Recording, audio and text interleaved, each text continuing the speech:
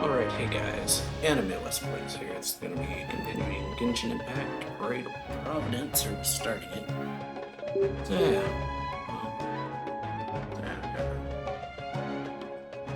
There's a moment if you YouTube are famous. Anyway, let's play one by chance.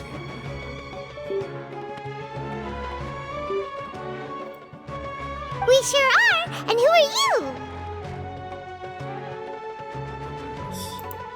My name is Wikas, a member of the Academia Extravaganza Planning Committee. Have you two heard of this festival? Only just now. Yep, and that's exactly why we're here. Is that so? Looks like our advertising is working. Since you're both interested, would you mind if I gave you a brief explanation of the event?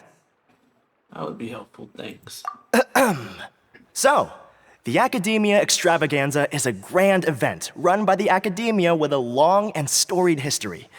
To be precise, it can be divided into the Wisdom Gala and the Inter-Darshan Championship. The gala is held annually. During this time, all 6 Darshans will set up booths throughout the city and host guests to showcase the most fascinating aspects of their school, and thus increase their influence. On the other hand, the championship is held once every 4 years. Each Darshan will send a representative to vie for the position of Grand Champion. This year, the gala is being held alongside the championship, so the mood in the city is, as they say, at an unprecedented fever pitch. Got it! Cool! Thanks a bunch for the detailed explanation! You're most welcome. Answering questions regarding the Academia Extravaganza is my job. And I actually do have something I would like to ask the two of you. Huh? Need our help with something? Well, let me begin by saying that this year's Academia Extravaganza is of utmost importance to us.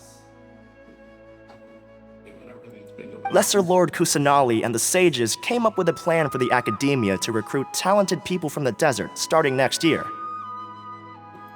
As such, we've invited a great number of desert dwellers to take part in this festival, so they can hopefully experience the Academia's atmosphere ahead of time. I've heard that the two of you are famous across both the rainforest and desert. With your participation, especially in the Inter-Darshan Championship, more people will definitely come to appreciate the festival. Didn't you just say that only Darshan representatives can take part? Exactly! Or do you mean you want us to join a Darshan? But then we would have to deal with exams and essays and stuff like that. Yeah, we have to go to school. No need to worry. The championship participants have already been selected. I mean to invite the two of you as guest commentators. Your job will be to observe and record every part of the competition. There's no pressure. Just follow each match and enjoy the festival. Aside from that, we'll also prepare some compensation for your efforts. We won't have— That kinda sounds like a sweet deal. What do you think? For the participants anyway, will there be other commentators? You can head over to the festival venue later. An organizer there will introduce each participant. Some of them even might be people you recognize. I'll leave it at that for now. Right then. So, how about it? Would you like to take this commission? We'll give it a go. Wow! Having fun while getting paid? This sounds awesome! The main event venue is at the outskirts of the Citadel of Regzar, and the organizer you're looking for is Karina. Tell her the situation and she'll get you set up. The championship is going to begin soon. I wish you a good experience serving as commentators. If you have any doubts, come find me anytime. Alrighty, off we go! Right.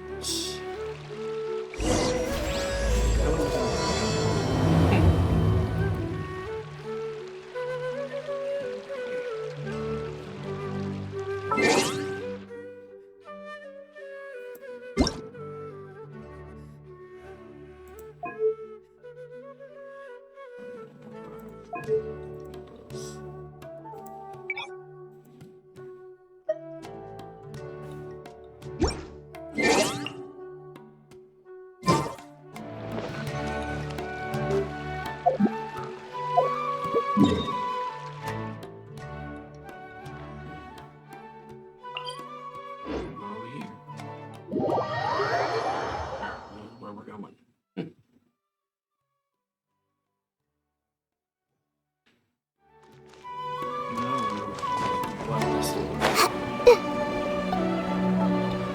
This is just gonna be a bunch of mini games, then yeah.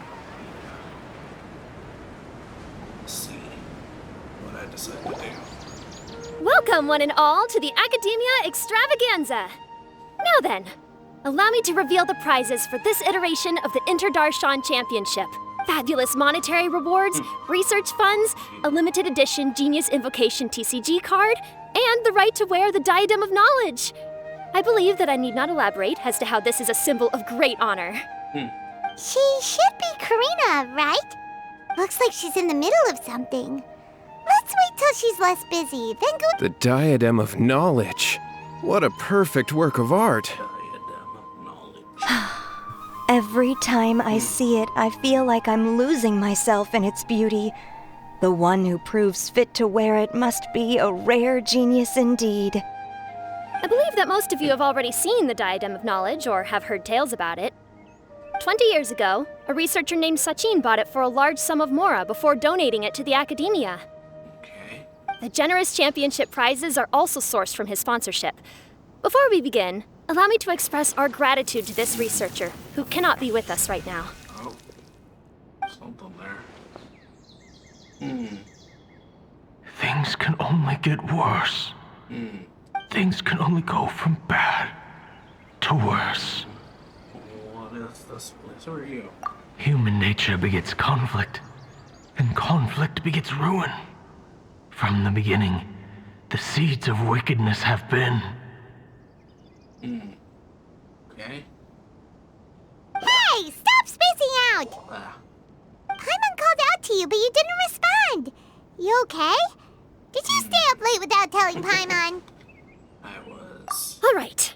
I'm sure we're all more than ready for the championship to begin. Now then, let's invite our 6 Darshan representatives to the stage. Our contestants are... Alrighty. Representing Amorta, Tainari! Biology. Alrighty. I know. Representing Spontamod, Sino! Symbolism. Shocking. Okay. Yellow. Representing Ratawahist, Layla! Illuminationism. Okay. Representing Haravatat, Farazan! Semiotics. Whatever that means. And Kave. Representing Kasharawar, Kave! Technology. Makes sense. The lion. And for Vahumana... Huh? Is Vahumana's representative not here yet? Okay. These introductions are pointless. Let's just get this over with. Wait a sec. Why is he Vahumana's representative? Finally, our final contestant is Vahumana's representative, Hat Guy! That guy. Ideology.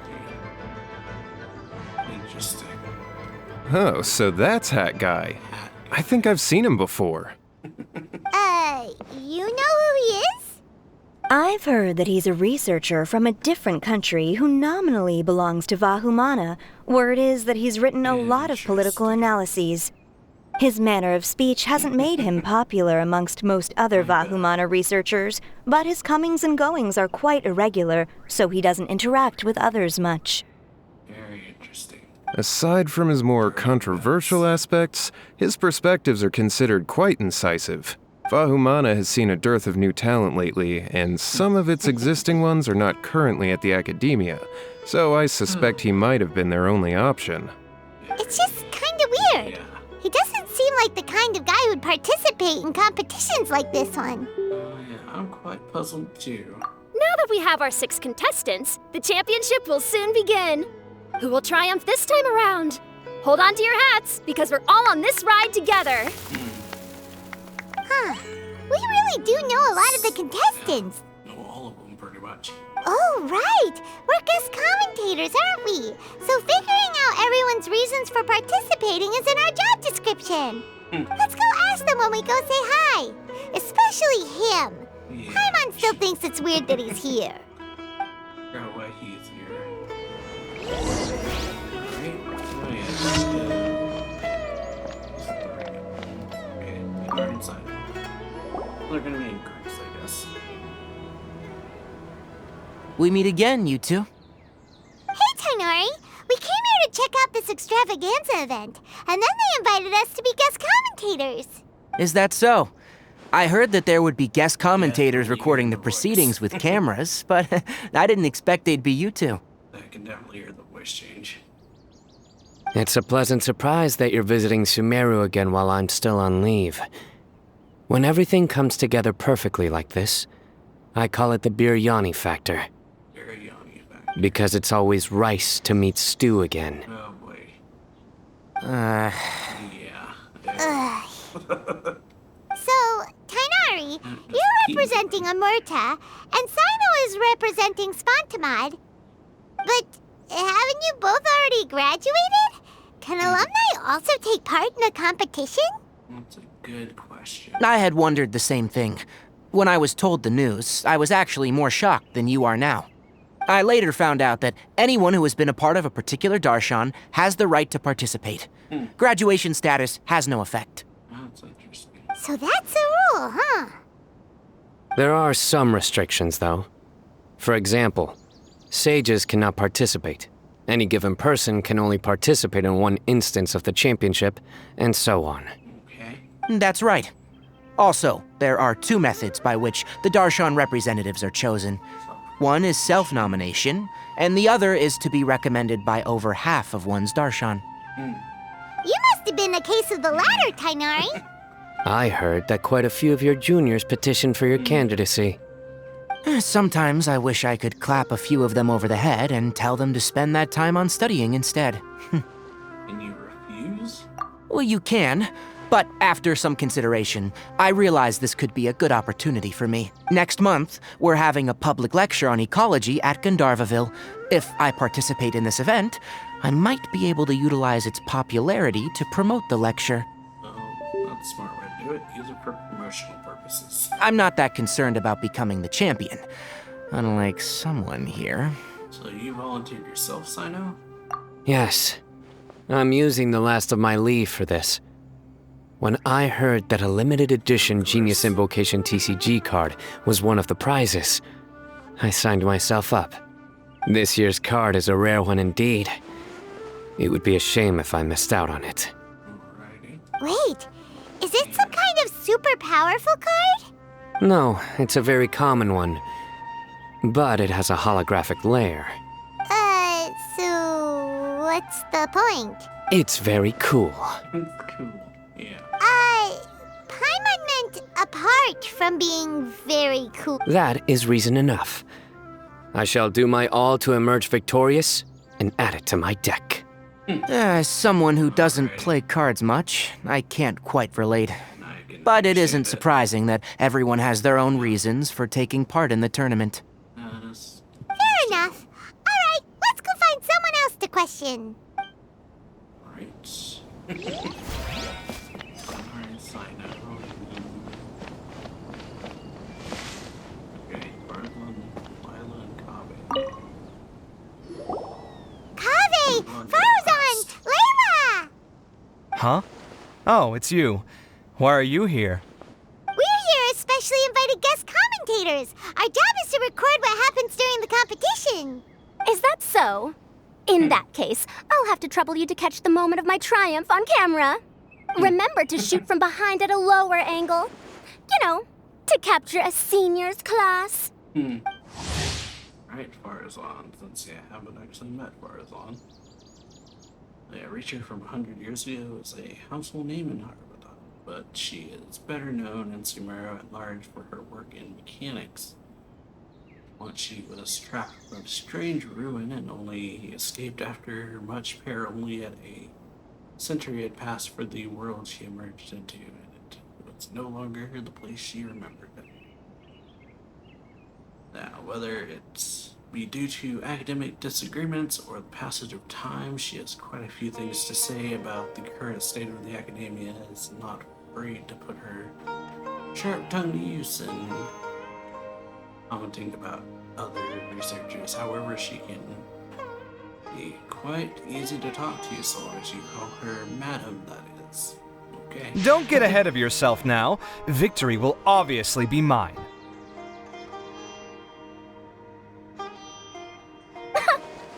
You're far too young to even consider challenging me. Kasharawar or Ratawahist, you're all children as far as I'm concerned. Well, basically are. Actually, I was going to ask, how do you know me, Madam Farazan? Huh? You don't remember? I sometimes see you in the library at night. You even waved at me. What? I don't remember doing that at all. Huh. How strange. However, this is not the time for curiosity. I am Farozan, a household name in Haravatat. You are Layla from Ratawahist, I presume? Yes. Good. Then we are officially introduced. See? Simple as that. Basically. I like respectful ones, by the way. Would you like to join my research group? Madam Faruzan, I'm quite sure this counts as poaching. Let's dial things down. I know, but it's been tough getting people these days.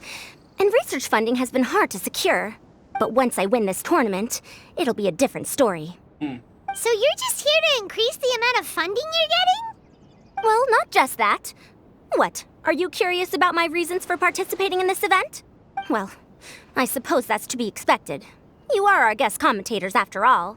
There's been an influx of newly enrolled students, and they'll be paying close attention to this competition. If I do win, I'm certain that there will be no lack of students knocking upon my door.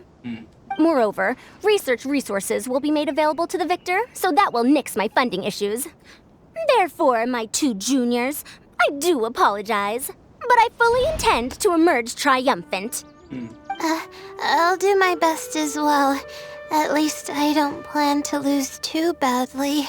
So, why are you here, Layla? I don't know why, but a lot of people recommended me. I didn't sign up myself. I just woke up to find my name on the announcement board. That sounds like what happened to Tainari. Him too? Oh, I'm really nervous. I've been so worried about disappointing everyone that I've been losing sleep. Stress not, young one. We must all experience failure to grow and mature. That is true. But Madam Farsan, I don't want to fail. Seriously? Everyone has such nice reasons for joining. Now, what's your story, Kave? Must I say? Yes, you do! We gotta record it! You gotta know. Well, you know, right? I want to buy some property. Oh, that's right! You want to move out of Alhatham's!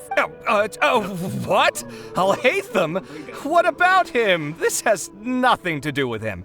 I'm once misremembering things. Oh, right. Sorry, Paimon has no idea what she was talking about. So, you want to use the grand prize to buy a place, right? Correct. Also, my father took part in the Interdarshan Championship when I was young, but he didn't win. Once I do, the right to wear that diadem will be mine. In a way, I'll be helping my father fulfill a dream of his. That's not a bad reason at all. You have ambition, youngster. Although your chances with me here aren't great, I believe your father would be most proud if the diadem of knowledge were bestowed upon you. Not that he'll have the chance to celebrate. My father passed away many years ago. They say he ran into quicksand while traveling in the desert. For you to have experienced such a thing, that must have been tough for you. It's all in the past now, and life goes on, doesn't it? Let's change topics. I don't want to bring the mood down. All right. Earlier, you said that you want to use the prize Mora to purchase a home. Where do you live now? Do you live alone? Well... I also heard you mention Alhaitham just a moment ago. Isn't he also from Haravatat? Are you two hiding something from me? Well, No, of course not! Why would you think that? there was that. Definitely not involved either. We're gonna go interview other contestants now. Bye! Move out.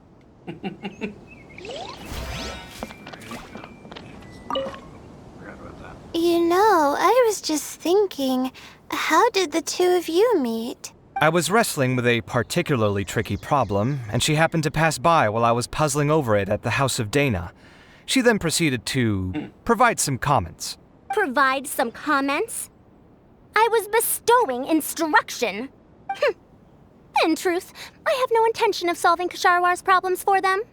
But I decided that this youngster seemed to have a decent attitude, and so we had a good chat. But ultimately, I am a Haravatat scholar, so please come to me with questions about linguistics next time. Alrighty.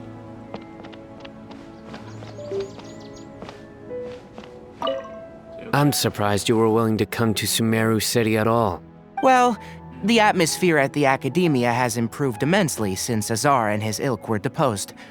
Master has been busy recently, so he hasn't had the time to instruct me or try to convince me to return to the Academia.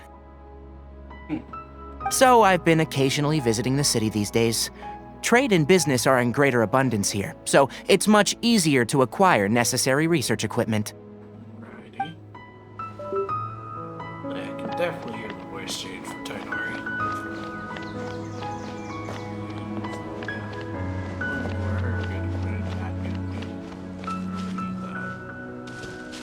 As they're calling him, Hat.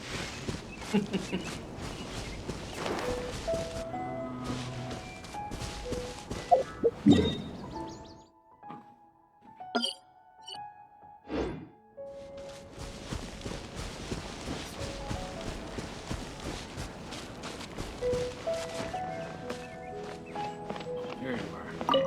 That guy. So, what? What are you? Just call me Hat Guy. That's the name I use in Vahumana. That sounds like a nickname, not a real name. Hat guy. So I can't go by a simple, ordinary name? Fine, suit yourself. All right then, Hat Guy. Why are you taking part in the Interdarshan Championship? We're specially invited guest commentators, so play nice and You could be Matra for all I care. So what if I don't answer? you! I'll tell you this much. I have an agreement with someone not to reveal my motives. You're not plotting something. Well, it's hard to say. Why don't you take a guess? Ugh, Paimon's had it with you. Fine, be that way. Then we won't ask you why you're participating. Instead, why did you join Vahumana? You two sure like to poke your noses where they don't belong.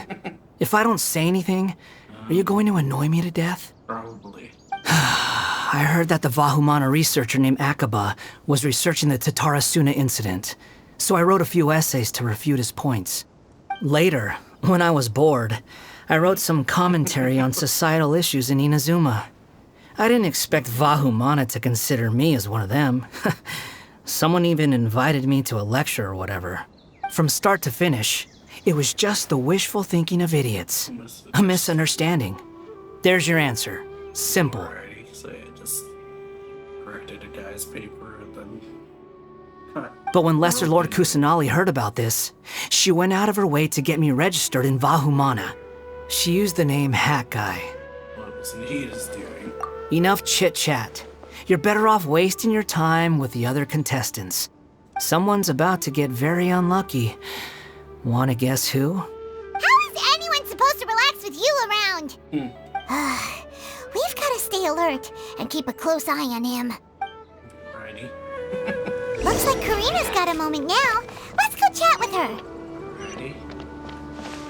Hat guy, though. That's the name. You must be the guest commentators Vikas invited. I've heard about you. I saw you two having quite the lively conversation, so I thought it would be best to wait. Are you two free right now? We were actually looking for you, too. Excellent! Then please allow me to explain your job responsibilities in detail. Alright. First, please take these two things. The first item is a custom camera from the Academia. Please use it to record the competition as it unfolds. The second is an event-specific locator that will flag all participants' locations. It will also sound when one of them completes an objective. Wow! What a convenient little thing! Aside from you two, there are 2 other commentators. However, they will remain by the commentators area and will not be following the contestants in real time. Speaking of which, you probably know them. Alhaitham and Nilu. Oh, it's them! We have to go over and say hi later. Interesting. Well, don't let me keep you, unless you have any questions for me. Have you seen a white-haired man around? Why do you ask? I saw someone like that on the stage earlier. Really? I didn't see any such person. Could I ask when you saw him? Just before the Academia representatives went on stage. Strange. I was on stage the entire time, and I didn't see anyone come up. Paimon didn't see anyone either. Perhaps you're mistaken. However, if you have any leads on that matter, you can talk to me at any time. Hey, Traveler. Paimon. Long time no see. Dia! Candace! You two are here as well! Ah, so they're 2 friends of yours. In that case, I'll take my leave. May you all have a wonderful time during the extravaganza. The Academia sent us both invitations, so Dia suggested that we come together. The villagers were also encouraging me to travel outside the village. I couldn't find it in myself to turn them down. We're here now, so no point dwelling on that. Even though this extravaganza isn't a holiday or anything, it's still a big deal here in Sumeru. Merchants from all over will set up shop. There'll be tons of stuff to eat, use, and wear, more than you can count. I'm already set on helping you buy 2 new outfits. I mean, who wears the same thing at work and home anyway? I'm looking forward to it. Just being able to relax and wander the streets freely has already made... So, Traveler, Paimon, you 2 want to come with? We'd love to, but we've got work to do right now. Aw, that's a shame. Let's hang out together when you're free then. Sure! In that case, Candace and I'll head out first. Good clothing and fabrics are very much in demand. If you snooze, you lose. Oh, right. We should also get some accessories. No need to rush. I think we'll have a better time if we take things slow. See you 2 later. Feel free to come find us whenever you have the time. Paimon didn't think that Candace and Dia would come. Hanging out with them sounds like a great time. Still, looks like the competition... I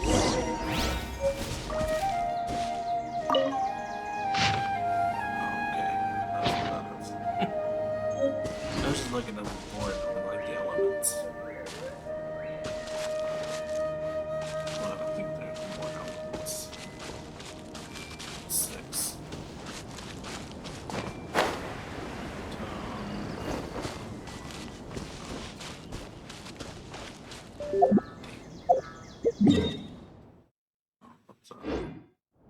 What you got? Oh, the daily is just the quest. Alrighty, talk to Ethan. I will now announce the rules for the first round of the competition. Please listen carefully. During the opening ceremony, Academia staff released several cages of butterflies, and many of them are now fluttering within Sumeru City. Amongst these butterflies, 3 of them will be special swift flies. They have a different appearance and also fly a little faster. Your objective this round is to find a swift fly and bring it to me.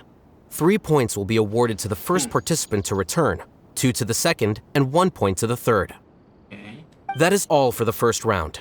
Should you require clarification on anything, please ask any of the other staff. Alhaitham's all business all the time, huh? Very much human. That said, how did he get picked to be a commentator? Paimon's kinda curious. Finding 3 specific butterflies in a place as large as Sumeru City sounds rather improbable. If these swift flies behave anything like regular butterflies... Each of them's gonna tackle it. I'm off. It will take some time to search every corner of Sumeru City. Huh? You're going just like that? A champion walks the road to victory. My dear Kasharawar Jr., I have a plan. How about some cooperation between you and me? Cooperation? Looks like everyone's got their own plans for this, Tuffy. We're supposed to go on stage next, right? Let's wait and see everyone's reactions first. Huh? Wait a minute. Look, he seems to be observing the other contestants just like we are. We were right not to let our guard down. Alrighty then. Do you remember those things we made previously? Huh? You mean... It's time for them to shine. It looks like Faruzan and Kaveh have some secret plan. It does. Oh, hello there. Madame Faruzan and I are discussing how... Shh! Hush now! The walls have ears around here. We should keep it a secret for now. But you'll find out what we have in store soon enough. Okay. Come now, let's go. Before the others act. All right, there's no time to lose. We're off to make our preparations. See...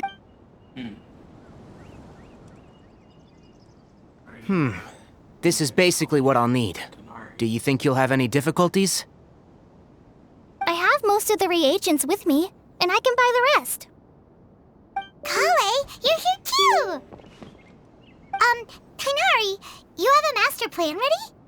My hypothesis is that the Swiftfly's morphological variations won't significantly affect their fundamental nature. So I'm planning on using this to lure them out.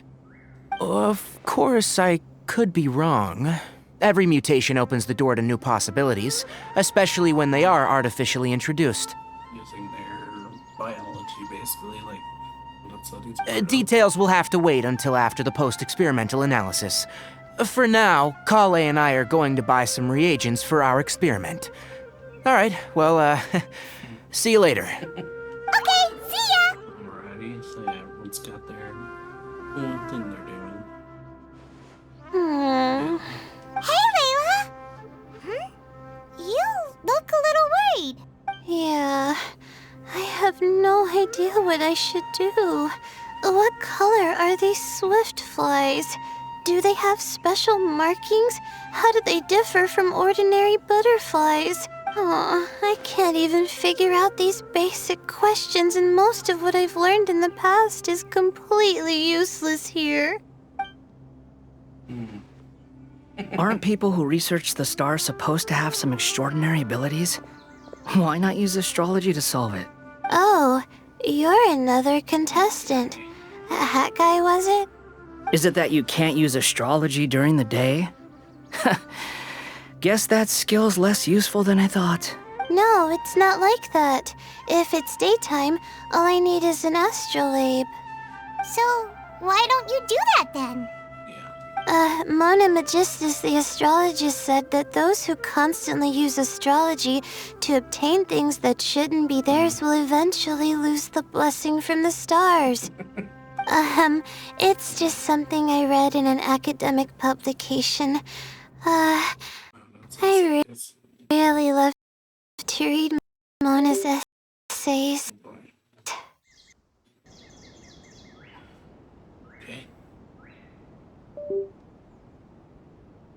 You're overthinking it. Power is just a tool. It just seems to me that you don't have the resolve to win this. Well, suit yourself. Wallow in your immature ideals if you like. Ali tried to help. Hey! Seriously? Just walking off after saying a bunch of mean stuff like that? Well, I mean, helping in his own way.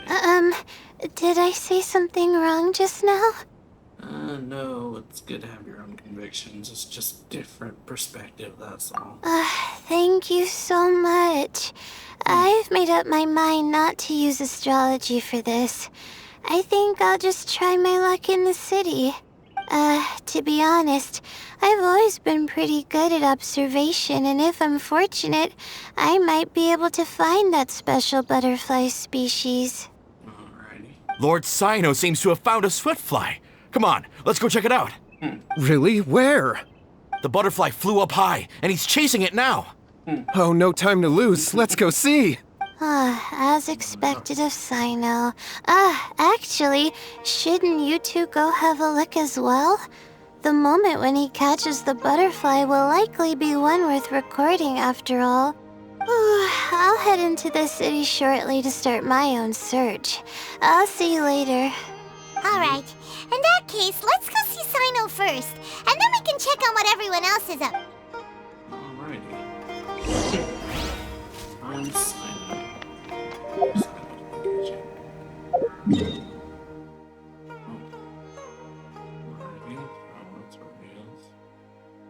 pretty cool, actually. You see where everyone's at on the map.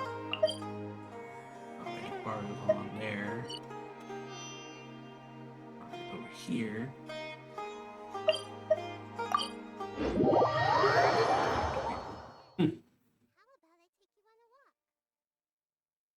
That's actually pretty interesting.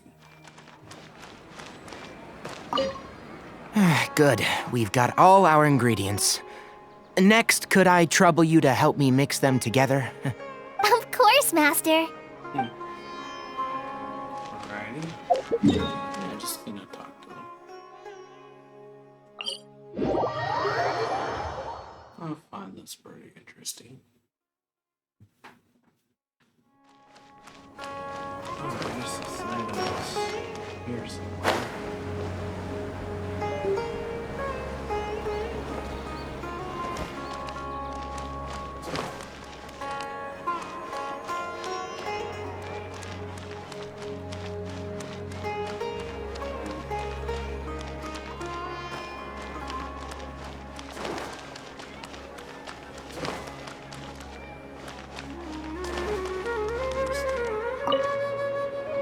Are you sure it's alright to release so many?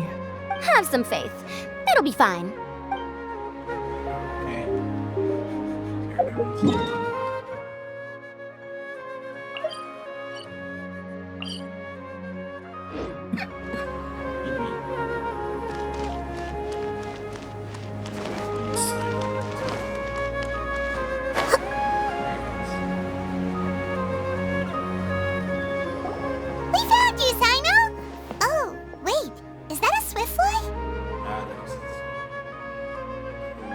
Stay put. Don't move. He caught it! Huh? Sino, what's wrong? This isn't what I'm looking for. It's a... Finally, I made it. I heard that you caught a swiftfly, Sino. Mind letting me see what it looks like? Yeah, I don't think it's a swiftfly according to what he said. Hold on. Isn't this the mechanical bait that I released earlier? Why would you catch that instead of a swiftfly? Wait a minute. If we consider this from a different angle, isn't it a good thing that the bait you made was convincing enough to fool even Sino? Release bait? That's right. During a previous interior design project, I felt that the artificial flowers on a wall were a little bland, so I decided on placing a few moving mechanical butterflies to add some pizzazz. In order to make them both small and nimble, I consulted with Madame Faruzan. Not long ago, the two of us took all those mechanical butterflies and released them into the city. Why would you do that? Need you even ask? Young people these days really do need to get out more. Have you never played that game where you place strips of paper on a bamboo pole and wave it across a field of flowers to attract a whole kaleidoscope of butterflies? No, I haven't. Wait, so you're trying to... That's right. The butterflies within the city will mistake our mechanical bait for one of their own and follow them around. As long as we keep releasing and retrieving our bait, we can capture all the butterflies within the city. What comes afterward is just a matter of separating the swift flies from the others. Huh. Guess that's one way to do it. Do not underestimate the wisdom of your elders. I had already thought of this method the moment the round's rules were announced. Of course, we also owe much to this fine junior of mine here for making such lifelike butterflies. It seems that Kasharawar has not quite declined as far as I had thought in recent years. Their teaching skills at least seem to be intact. Well, I just stuck to what I do best. The idea was yours. No need to be so polite. Once we capture all these butterflies, we shall split the points for this round. Look, one of them is returning now. Huh? Wait a moment. Are my eyes deceiving me? Why don't I see any butterflies behind it? That's because there are none. Seems like your plan has hit a snag. Looks like the match continues. I'll be looking elsewhere. Huh. Strange. Has something else diverted their attention? Come, let's search in the direction the bait returned from. We'll go have a look too.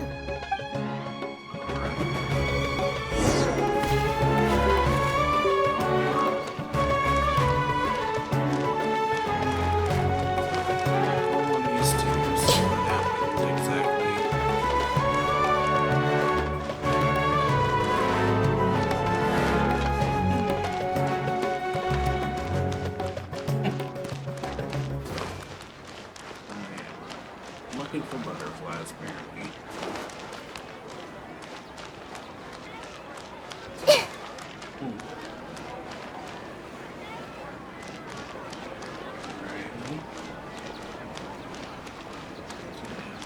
Just following these two for now, I guess. Ari's area where he was doing his bait. Seems to be much more effective. Farazan, Kaveh, why did you two stop? Ah. So it was the Morta boy. Tainari! Lots of butterflies. Fascinating, isn't it? The butterflies have all congregated here due to a special incense that I used. I infused it with 3 different types of honey, and the butterflies, following the fragrance, have gathered around me. Butterflies must have really sharp noses then. Wait, do they even have noses? I've never seen one. They do not, in fact, and their vision isn't stellar either. However, they can use their antennae to distinguish between scents, and their olfactory senses are generally quite advanced, allowing them to detect floral fragrances from great distances. Oh, so that's how it is. I had a pet butterfly once. I picked wildflowers and placed them in its box, but it wouldn't eat any. That's normal. Raising butterflies isn't difficult, but there are many things you should take note of. Appropriate temperature, sufficient air, and a spacious environment are examples of such considerations. You must also ensure that the food you've chosen suits their palate. Most importantly, you must curb your curiosity and avoid disturbing them while they rest. Otherwise, they may become stressed. Sorry. I liked to poke at its wings at the time. Humans tend to rear many creatures due to their aesthetic value, but not all are suited to such a process. Caring for living beings is hard work. Impulse alone is insufficient. Some prerequisite knowledge is always required. You sure do know a lot. I have a question too. I bought a scarab not long ago and it hasn't seemed very active. Can you help me figure out why? I'd like to keep a duskbird as a pet. What are some key points I should consider? Pet bats with Tainari. Is it possible to keep a Rishbalin tiger as a pet? That is a very unique one. All right, it seems like you all have a great deal of questions. But I am in the middle of the Inter-Darshan Championship at the moment, so I'm afraid I can't answer them all now. Let me propose an alternative. Next month, there will be a biology lecture at Gandharvaville, and I will be sharing some interesting insights on living organisms there. If you're interested, you can attend that lecture, and if you should have any questions, just prepare them ahead of time. I'll answer questions after I've finished speaking. All right, I'll be there. That's one way to advertise. Of course, please try to ask more rational questions. For example, whether you can raise a Rishbalin tiger as a pet or not is mainly dependent on whether you can overcome one in a fight. Looks like Tainari's science lecture will draw quite a crowd. Alrighty. Huh? Oh. Was I listening in for that long? Seems Kale's master does live up to his title as a teacher. Madam Faruzan, I've had a look around. Nearly all the butterflies in this area have been attracted by the incense. However, we can cast our bait further away to avoid this area. All right, then let's get moving.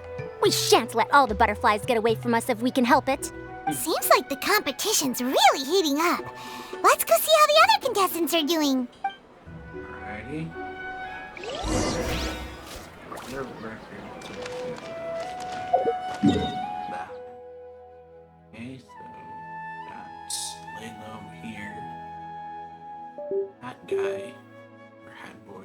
here.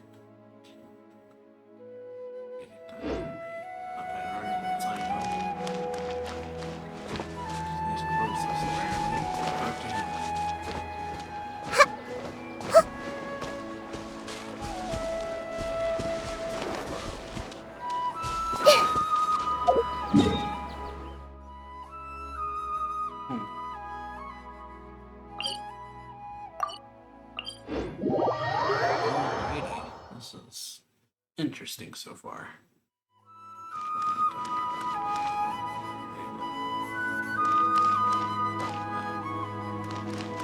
Already convinced, I know.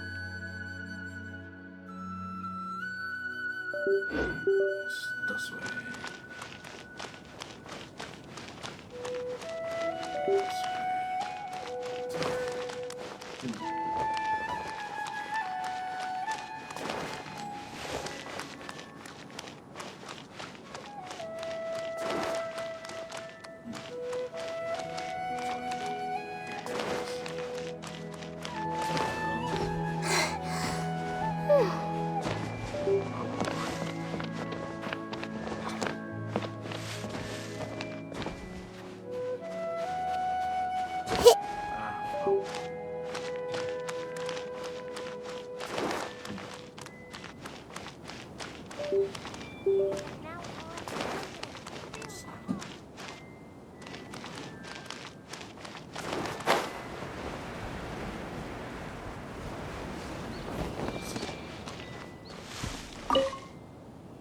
This is taking longer than I thought.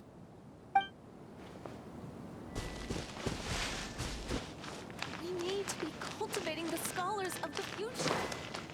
Right, so yeah, there's that.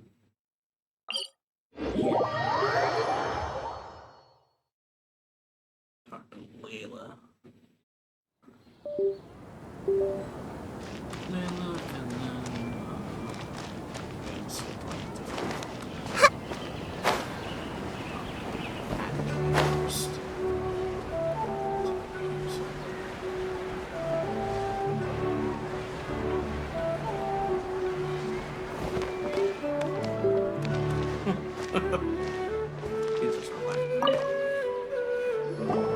What brings you two here? Huh? You're here having coffee? Aren't you supposed to be a contestant? Is there really any need for me to take part while everyone's running around like it's some sort of carnival? Don't worry. I'll get involved once things actually get serious. Okay.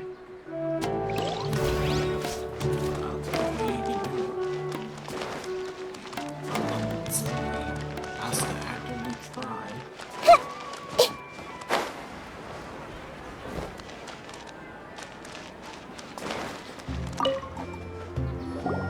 Layla, how are things going on your end?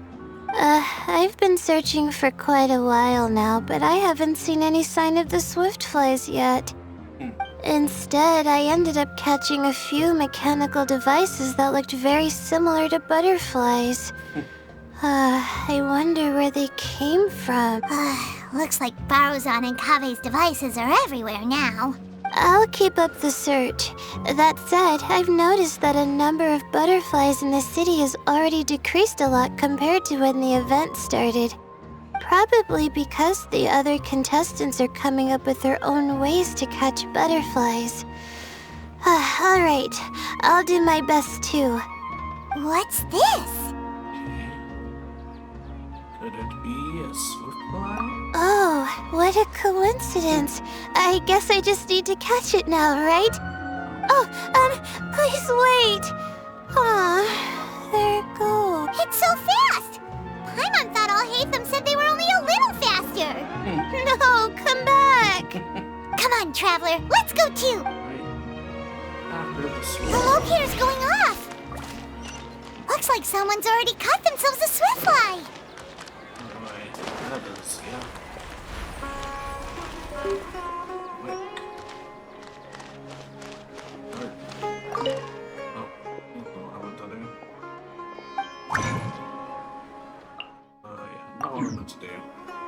The locator's going off again. So, someone else finished too? mean that the one Layla's chasing is the last Swiftfly.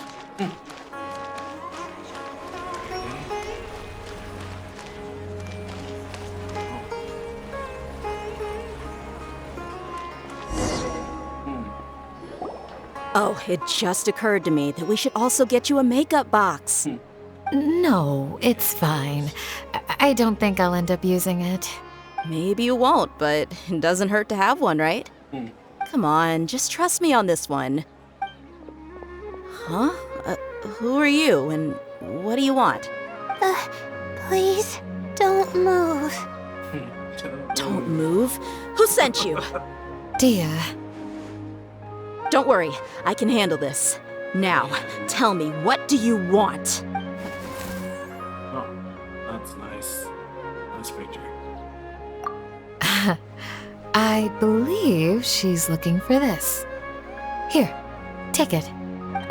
A butterfly? Was it on my head? On her flower. Oh, you're... It's been a while, Layla.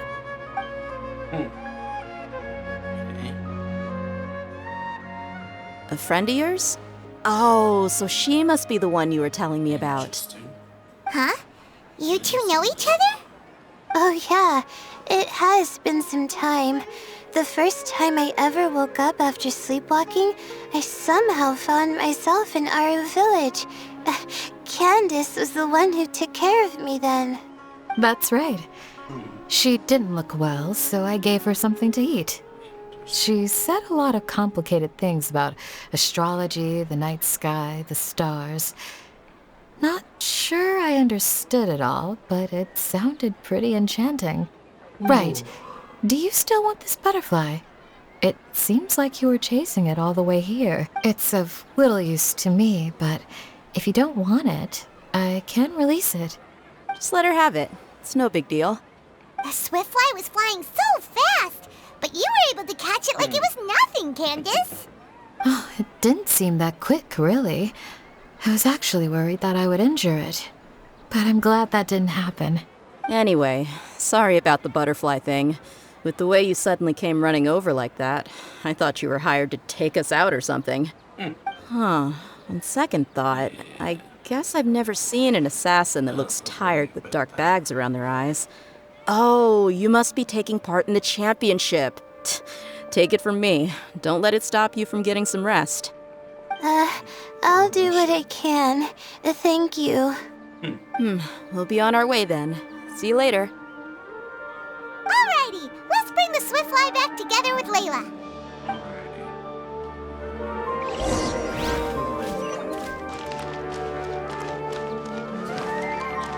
So yeah, that was those pictures.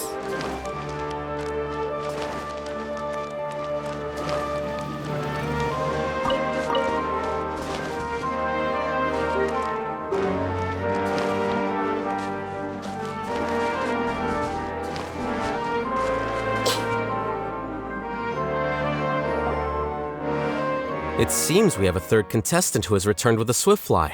With that, the first round has come to an end. I anticipate that all of you will keep up the effort for the second round. Dismissed. Your closing statement sounded so... How do I put it? Decisive? Well, you could certainly stand to try being more decisive, Nilu. It would help you live more freely. Hang on a second. Who were the first two contestants with Swiftflies? Tainari was first, and as for the second, it's being discussed right now. Being discussed. Hey, Alhaitham, I think I've come up with a good idea. Second place gets 2 points, right? Can't Madame Faruzan and I split the points between us? Quite the imagination you have there. I've read the championship handbook from cover to cover, and I never saw any rule which permits that. Then we can just add a rule. We should just add. Do you really think I'd do that? Come on, you're not going to stand in the way of my victory, are you? Well, you're free to send the organizing committee an application outlining your naive proposal. They'll get back to you within 3 working days. 3 working days? It'll be too late by then. Unfortunately for you, even dreaming is gonna cost you. Paimon gets it now. Kaveh and Farazan found the second Swiftfly together, but the rules say that only one person can get the points. Oh well, the rules are the rules. Since you call me madam and politely ask for my help, I shall give you these points. So I'll put the points under Kave's name then? No. If I take these points, won't that only detract from your contributions, Madame Faruzan? You might be alright with that, but I cannot do it. Not in good conscience. I don't have any problem with it. There are 2 more rounds after all. Losing one isn't a major setback. But if you insist, I have another method. We can draw lots to see who will receive the points. Lots, huh? I want to test your luck. What? Is there something wrong with that idea? No. Well, let's do it. All right. I'll get the paper needed for the lots. Give... Kave suffered glorious and forthright defeat. Oh, seriously? I'm sorry, but it appears that luck was on my side this time. No, you do deserve it. I'm just lamenting my bad luck. Perhaps that... Indeed. It's rare to see anyone with such terrible luck be so willing to decide victory via lots. And what would you know about that? I just... We can save bickering for later. Record the points under Farazan, and that'll finally bring the first round to a close. The second round will be held in the desert. We'll be moving our commentator stand over to Aru Village. Let's meet up in Aru Village once everything is ready. I'll announce the details of the second round then. Till then, you have some free time. I'm off the clock at this point, so it's farewell for now. Wait, I'll hate them! You... Don't be upset, Kave. Sighing can carry away your good luck, you know. Oh, so that's how it works. In that case, I'll take in some deep breaths. Maybe that'll help me make up for all the luck I've lost. It's really no big deal. 2 points aren't enough to decide victory or defeat just yet. I'll win the next round, you'll see. Looks like you've managed to pick yourself back up, young man. Good. I must warn you, though, that I'm quite familiar with the desert. You'll have to try your best if you don't want to lose. I'm no stranger to the desert either. I'll be fine. All right then, that's enough chit-chat for now. I'm going to check the area out. Alrighty. So the current standings are Tainari in first place, Faruzan in second, and Layla in third. Guess we should also take a nice break before the next round starts. But where should we go first? Why, you two look a little lost. If you're not sure where to start enjoying the Academia Extravaganza, then may I suggest that you have a chat with our boss? Your boss? Who's that? Do we know them? Well, only the most famous merchant in all of Sumeru, Lord Sangamo Bay. Oh, you mean Dory! Precisely. Our boss sent me to inform you two that she'll be waiting for you at Sumeru City's North Gate.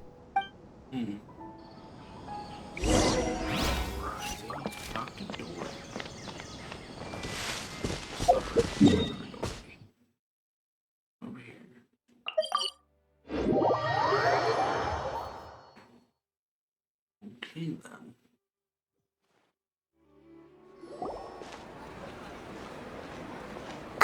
Oh, well, if it isn't the Traveler in Paimon. Hey, Dory! Are you here to attend the Academia Extravaganza too? Of course! People are practically flocking to Sumeru City. You couldn't ask for a better opportunity to do business. This is one of the entrances into the city, and it's very close to the Wisdom Gala booths. There'll be an endless stream of customers. I can already hear the Mora going clink, clink, clink as they fill my coin pouch. Well, is there anything you'd like to purchase? We've got everything you need and deals that can't be beat.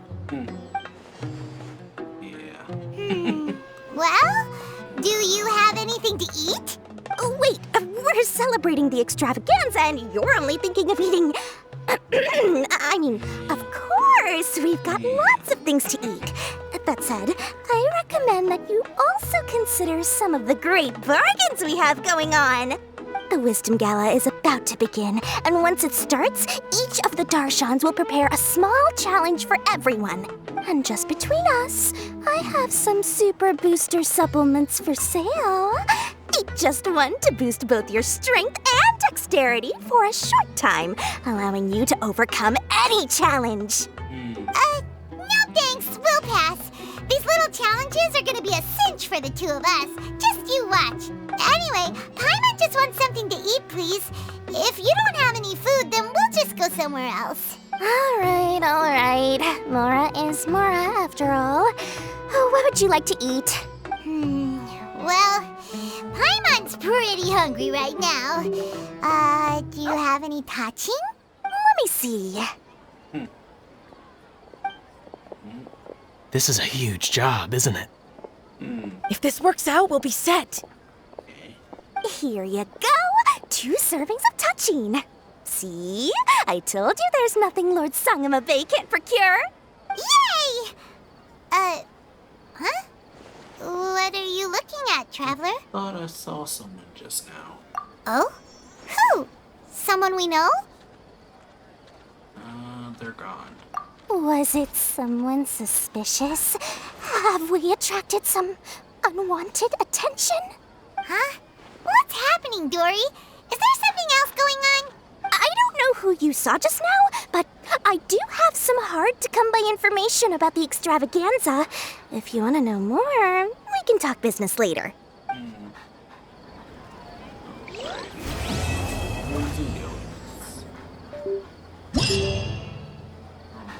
That's completely done. Part 1 is done. That's cool.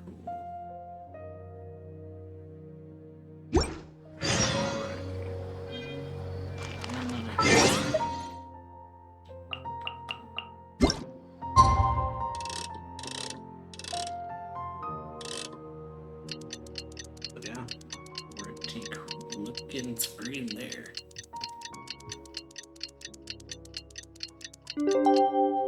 Alrighty.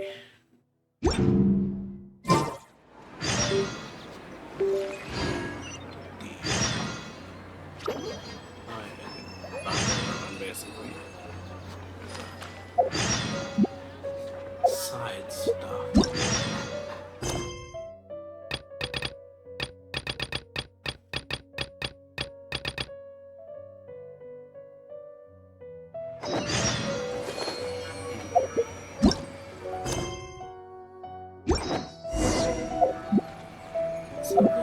May the Dendro Archon bless us with bountiful harvest.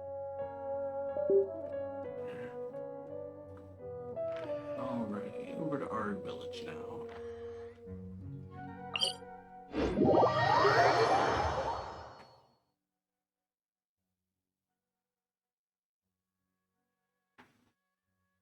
All the stuff that opened up is like the mini game stuff. Alrighty, so.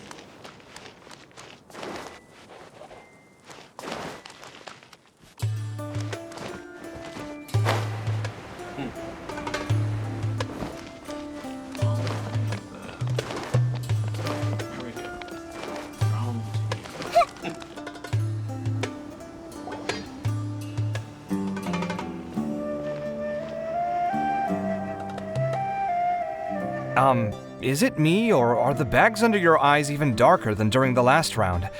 Are you alright? Thanks for the concern, Kaveh. I just haven't been sleeping well lately. Even though I try to fall asleep, I can't get the championship out of my head. And before I know it, it's morning again. I know the feeling. That happens to me too when I'm agonizing over my blueprints. Do you have any tips for dealing with that? To be honest with you, no. You could say there are many things that don't have a quick fix and can only be endured. I suppose you can think of it as something akin to an illness. Sometimes there's no effective cure, so you just have to let things run their course. I don't know what's stressing you out, but I can feel all the anxiety and pressure coming from you. The next round's about to start, so chin up and do your best. Oh, okay. You do your best too. Looks like everyone's here. I will now explain the second round to you all. There are 3 leyline disruptors buried in the area around Aru Village. These devices can imitate the effects of leyline disruption and will constantly interfere with the environment. Your goal is to shut them down. The first 3 who manage to finish this task will be awarded 4, 3, and 2 points accordingly. Note that each person may only bring a set amount of food and water with them, and that leaving the designated competition zone will result in disqualification. Well, what do you think? Want to team up again? I shall consider letting you have the points on account of what happened in the previous round. That's all right. I've been here many times, and in any case, machines are one of my specialties. I doubt this will be particularly difficult. It's good to see such confidence in a youngster like yourself. I also happen to be well acquainted with this place. Let's see who will find these devices first. Camaraderie/rivalry between these two is But aside from us, you should remember that there's a favorite for champion. We must be careful of him. A favorite to win? Who is it? Shh! Not so loud. I mean that boy, Tainari. He took first place in the previous round, and if he does so again this time, we may as well declare this competition over. That boy knows a great deal. Perhaps he might yet follow the trail of some desert creature to the devices. That's true. It does look like his odds of winning are pretty high. He already has Kale, who is an excellent pupil. If he were to win this round as well, then wouldn't we just be letting him have all the fun? As his senior, it's my solemn duty to prevent such an inequitable arrangement from happening. Understandable, I guess.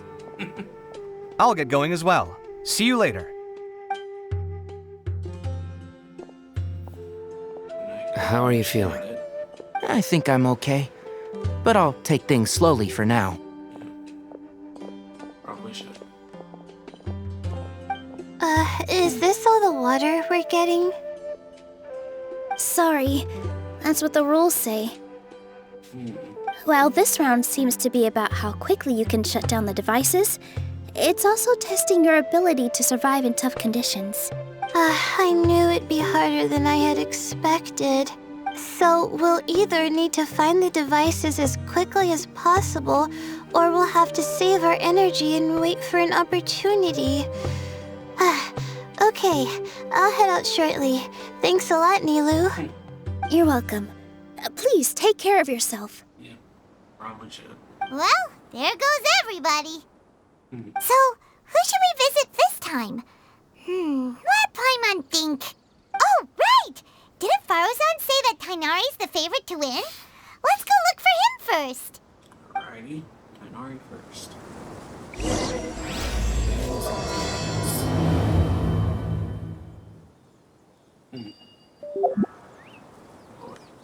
Tainari. Oh. Yeah, kind of just all over the mountain.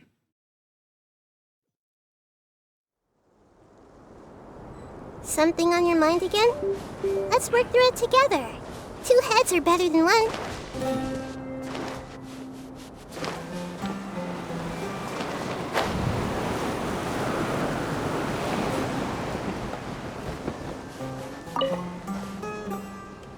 The sun is especially intense today. I hope Tainari will be alright. Probably not. I should go check on him. Okay, understandably being worried.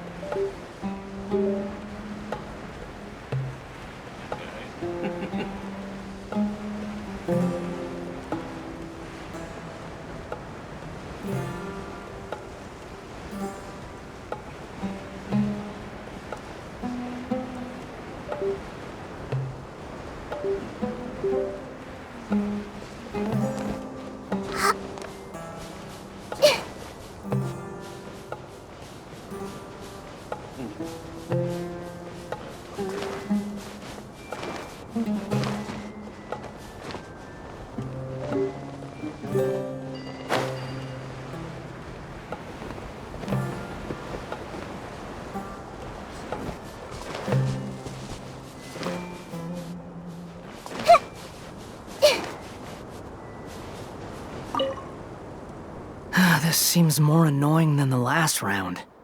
That's fine, though. I'll find some place to sit and watch them scurry. Okay,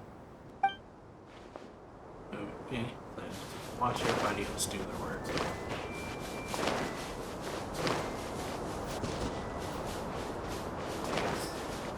the last one.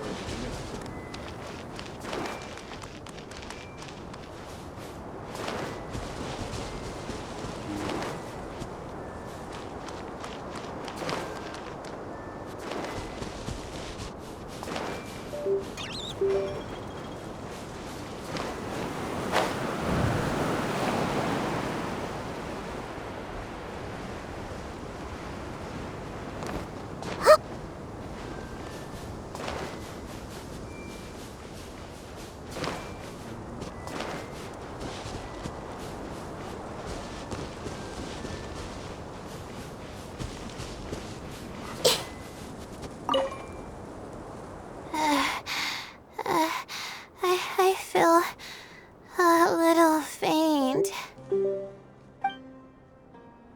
So, yeah.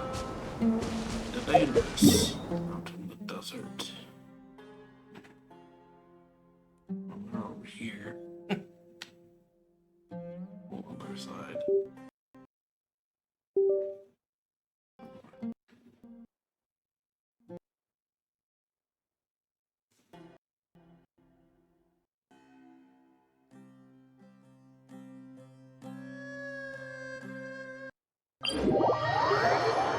Yeah, sorry about that.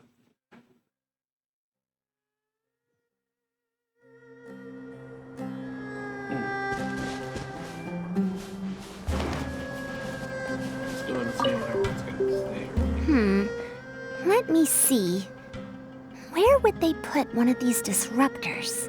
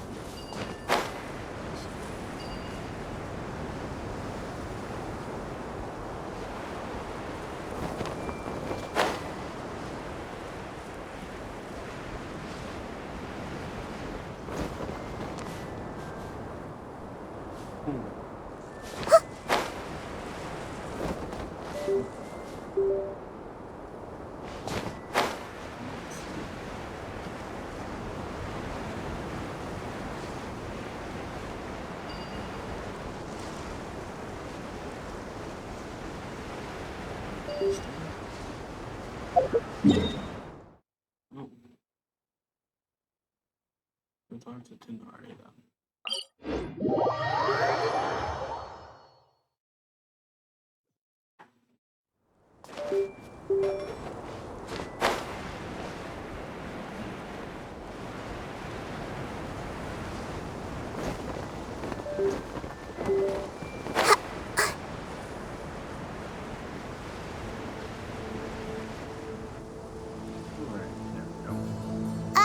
Hey, Tainari? Tainari! Huh? Weird. The locator says that he should be around here somewhere. Tainari! Can you hear us? So, yeah. He's over there. You're right! Huh? Oh no, it looks like he's fainted! We have to help him! Right? Oh, looking good. Tainari, are you okay?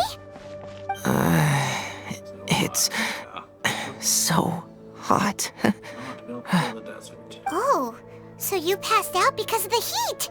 Are you not used to getting around in the desert? That's right. I usually bring lots of water when I go to the desert, precisely to avoid this situation. I went through all my water very quickly, and with the effects of the disturbed ley lines, I started feeling dizzy. My ancestors, the Valukashuna, were originally from the desert. But I guess this is what happens when a species migrates.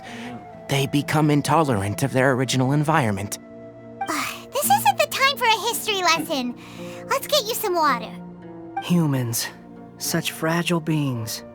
Your bodies can't even survive extreme changes in the environment. Yeah, why are you here? And you consider yourself strong? Here, take this. Let him drink it. Liking these shots. Very nice artworks. Are you serious? This had better be just normal water. Hey! You're leaving already? Seems this just really is just water. Paimon really doesn't get that guy. What's he up to? Anyway, let's focus on helping Tainari drink some water Got first. his own plans, that's for sure. Alright, starts to recover after getting some water. I'm feeling a little better now. Thanks, you two. Oh, it wasn't just the two of us. Just now. Yep. Found you at last. Sino, you're here too. I was concerned, so I came back to check on you. Will you be able to go on? The fur on my tail is so dry, it's practically been singed right off. I don't see any purpose in pushing myself beyond what is reasonable. It appears I'm not suited to this particular round. I should probably just return to Aru Village and rest. Really? So you're backing out? Yes. I do have my results in the first round to serve as a buffer, so even if I forfeit this round, I still have a chance to turn things around later. Totally out of the game, I guess. Withdrawing now will allow me to conserve my energy. Continuing to push onward would be counterproductive. I agree. A wise decision. Let's get you back to Aru Village. It's fine. I can make it back on my own. Oh, stop trying to be so polite. Come on, we'll help you back to Aru Village. Probably better. If the environment doesn't suit him, not really anything he can do about it.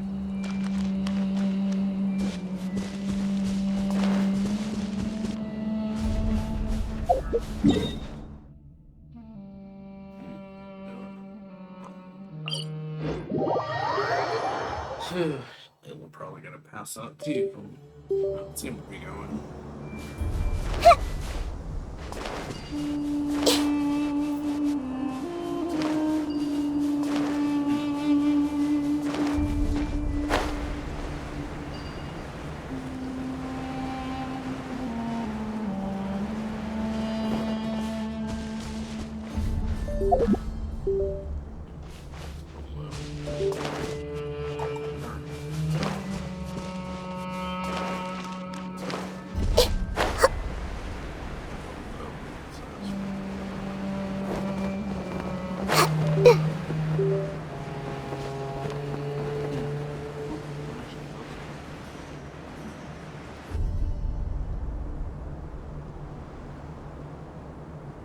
Feeling now, Tainari?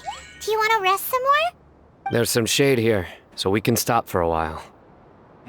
All right, let's do that. Alright, take a break. Probably for the better.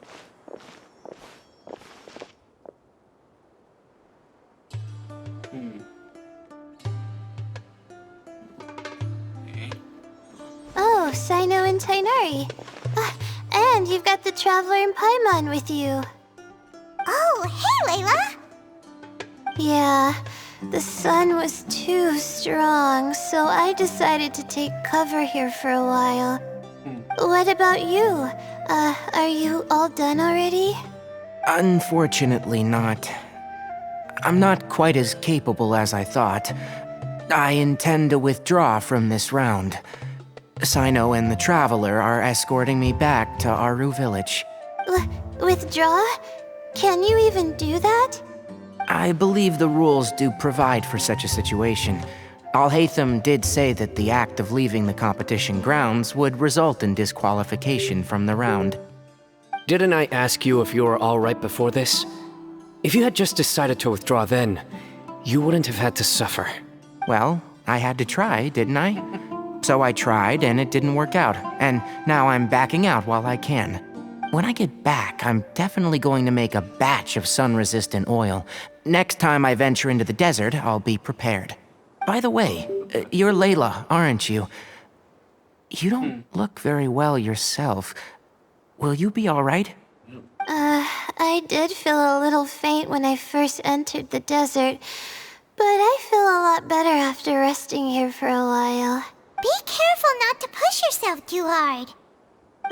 Don't worry. I'm just... Feeling the pressure?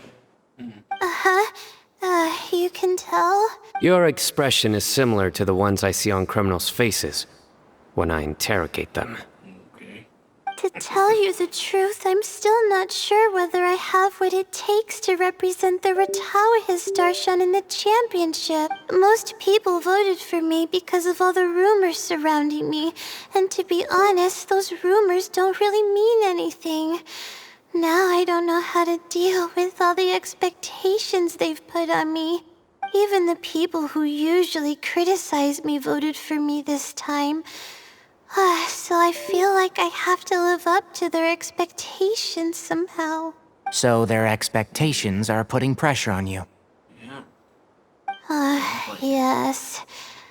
Actually, I heard that you were voted in as well, Tainari. How do you deal with it? To be completely honest, I don't really feel any pressure. Firstly, those who expect things from you do not necessarily do so for benign reasons. On the other hand, those who do consider your feelings certainly wouldn't want you to push yourself. Very true. Next, we are researchers. Our primary duty is to interact with knowledge, not to meet others' expectations. As for me, I took part in this competition to advertise for an academic lecture at Gandharvaville next month. I'll obviously try my best during the competition, but I won't let any additional pressure get to me. I think you can also try to find a clearly defined goal. That may help you. I understand. Thanks for your advice. I'm absolutely parched after talking so much. I've still got some water with me. No, I'll be all right. We aren't far from Aru village, so I can go the rest of the way myself. Yes. All right then. Your spirit will live on through me. Hey, don't talk like that. I'm not dead, Sino. Yeah, that's what I was thinking. So I don't think it went like that. Everyone, I'll be heading back now. See you after the round ends.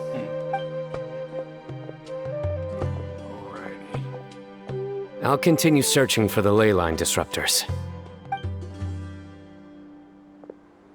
Are you feeling better now, Layla? Yeah, I feel like some of the weight has been taken off my shoulders after chatting with Tainari. Well, that's good. It's been a long time since I first left my hometown to come to the academia, and every day here has been so precious. But of course, there have been some rough times. All sorts of complex astrological models, countless quizzes, and essays that took all my brain power to barely finish. Each of those things are like huge boulders barreling at me, forcing me to continue running forward. When I was chosen as my Darshan's representative, it felt like another boulder was added to the ones already rolling behind me. Every time I close my eyes, I think of all the people I'd disappoint if I mess up. We'd prefer you to be happy, Layla. Yeah, I think that's what Tainari was trying to tell me. You're our good friends, which is why you didn't stop him from dropping out of this round, and why you don't feel disappointed in me. That's right! No need to feel so down! That said, he did also say that he hopes I could have more concrete goals for taking part in this competition. I don't have any now, but I'll give that some thought. Probably for the best. Anyway, I won't take up any more of your time. You still have to record the other contestants' progress, don't you? Perhaps they've had some breakthroughs while we've been chatting. True. We should go look for the others. Now, who's left? Tainari's dropped out for the round, and we just saw Sino. You could go see how Madame Farozan's doing. I've heard that she's quite knowledgeable about the desert, so she's probably made some progress by now. Okay, let's go look for Farozan. Alright, off to that then. Don't worry. I'll...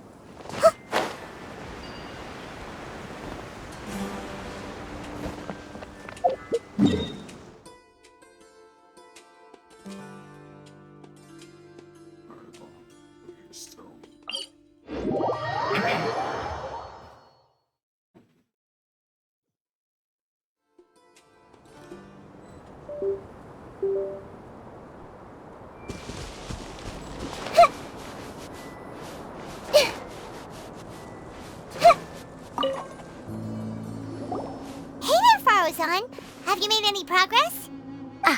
You're just in time. I'm about to start digging right here. Oh, you found the leyline disruptor already? Such a simple problem could never confound me.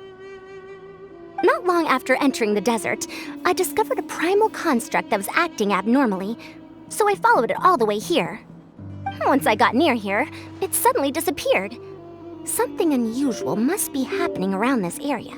You're a true expert, Madame Farozan. You knew what to do right away. Well, I do happen to have more experience than most. But that aside, has anyone completed this challenge yet? Nope, not yet. Well then, I suppose I'll be the first. What about that boy Tainari? You withdrew from this round. Oh?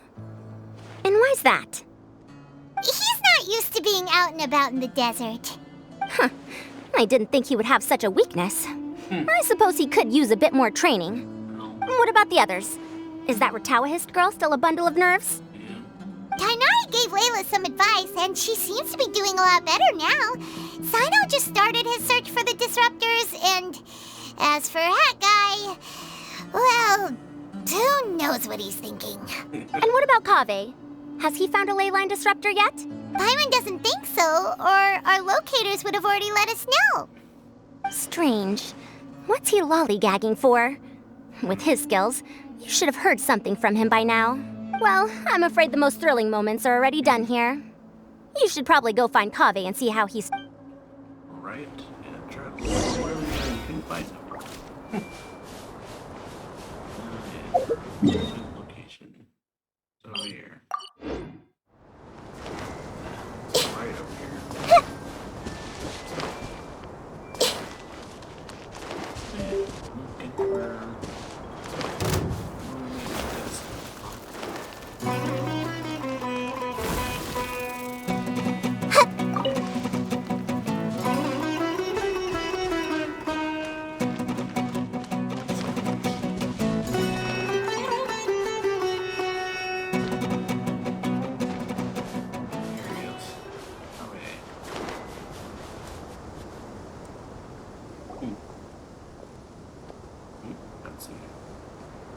Come on, stop following me! I already gave you all the food I had on me. Oh. Desert foxes. You can cry all you want. I don't have any more food. All I have left is a half bottle of water, and I can't possibly give you that. Without water, traveling in the desert will be incredibly difficult, and I still need to find what I'm looking for. Marak, can you help me out here? Keep them away. Kaveh, there you are! Farozan told us to come see how you're doing. What are you up to? Just thinking about it makes me upset. Not long after I entered the desert, I was accosted by these fellows. I don't know why, but they didn't leave the competition grounds. And now the ley line disruptions have left them confused and circling around the area. The moment they saw me, they wouldn't leave me alone. They even cheated me out of my limited food supply. Oh. They're very attached. Hey, didn't I ask you to keep them away? Kaveh, is this flying metal thingy yours? That's right. This is my toolbox, Merak. Your toolbox? Yeah, Huh. fancy. It seems pretty fancy. Hey there! Can you understand us? Apparently it can. Why is it here with you? Sometimes I need to carry things when I go out, so it's handy to have a portable toolbox. Well, this definitely doesn't look like an ordinary toolbox, that's for sure. For sure, it looks more like a flying briefcase. It's a long story. When I was working in the desert, I ran into a merchant group who had a machine core they excavated from some tomb.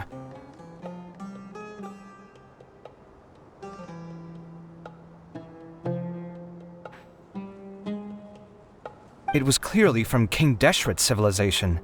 His technology still isn't fully understood, and Kasharawar has many different opinions on this topic. Our current theories cannot explain such mysteries. Upon seeing such a rare, complete specimen before me, I forked some time back I wanted to make an automated case that could store my offloaded items. With that core, I created Merak.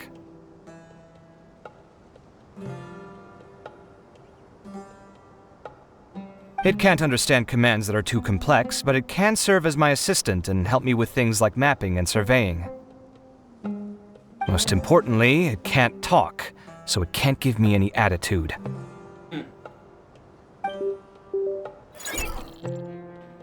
Make expressions, it looks like. Oh, yes. Thanks for helping hide the fact that I live at Alhatham's place earlier. Well, Paimon was the one who gave it away in the first place. Sorry. I hope this season of my life ends soon, so I can get things back on track. Things just started going downhill at some point. Maybe it all started when my mom remarried and left for Fontaine. Or maybe it all started when I spoke to Alhatham in the library. Or maybe it's because constructing the Palace of Alcazar's burned through my funds.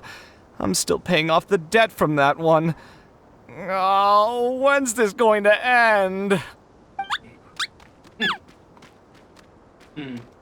Now that I think about it, I guess we're all unlucky here. It's not like any of you asked to be trapped in a ley line disruption. Okay, let me get you all out. Kaveh, aren't you going to look for the ley line disruptors? Yes, but I can't just leave them here, can I? Oh, forget it. The more I think about this, the more I feel a headache coming on. I'll get back to searching once I get them out of here. Time's a-wasting. I'm off. Right, and they follow. Kaveh looks like he's conflicted. He really wants to win, but he can't ignore those he wants to help. You can only do one or the other. He's a unique character. Paimon's always felt like he's the type who easily gets himself into tough spots. That seems like it. Paimon doesn't mean this in an insulting way, but he seems like the kind of guy who'd be really easy to take advantage of. Certainly cruel with the truth. Whoa! Someone's done already! Well, that was quick. I wonder who it is. Right? Wonder who it is. Let's go back and ask Alhatham.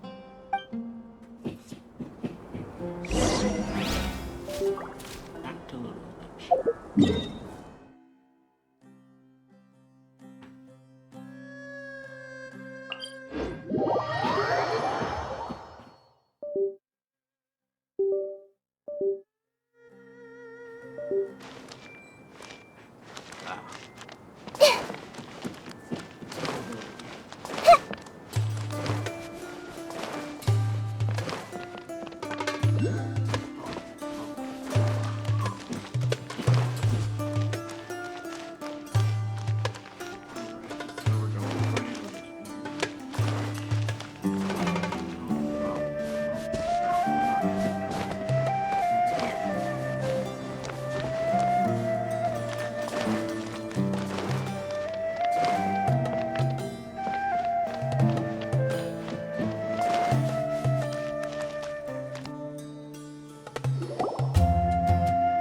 Verification complete. Congratulations on being this round's first winner, Sino. Ooh, so Sino was the quickest. I am from Spontamod, after all. We know a lot about ley lines, so finding a disruptor was never going to be particularly difficult for him. Since the Traveler and Paimon also happen to be here, do you have anything you want to say? Anything I want to say? My friend couldn't continue on, so failure was never an option. The bonds of yesterday will forge the road to tomorrow. With the ties of friendship that bind us, I won't lose to anyone.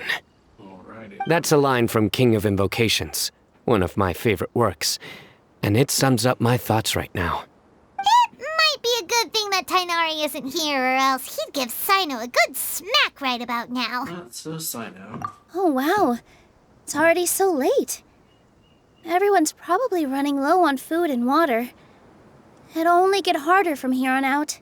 Something similar happened in King of Invocations. What a classic. Relate everything to his girl. Any thoughts on that, Alhaitham? I have no thoughts regarding King of Invocations.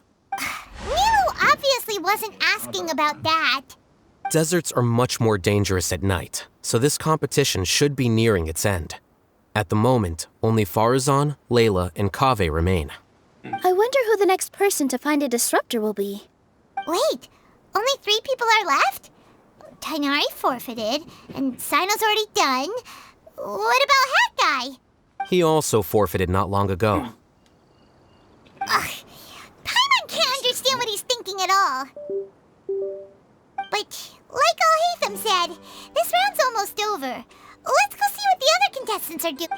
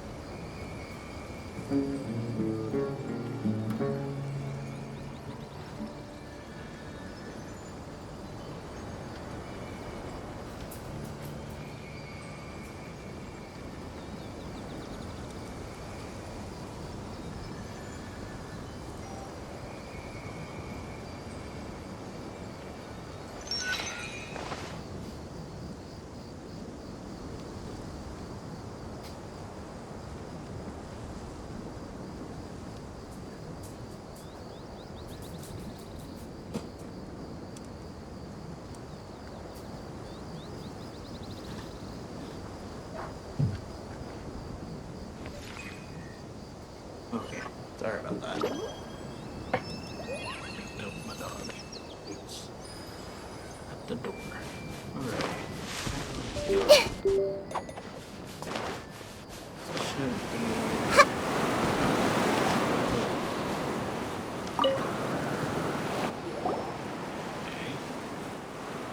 Hello again.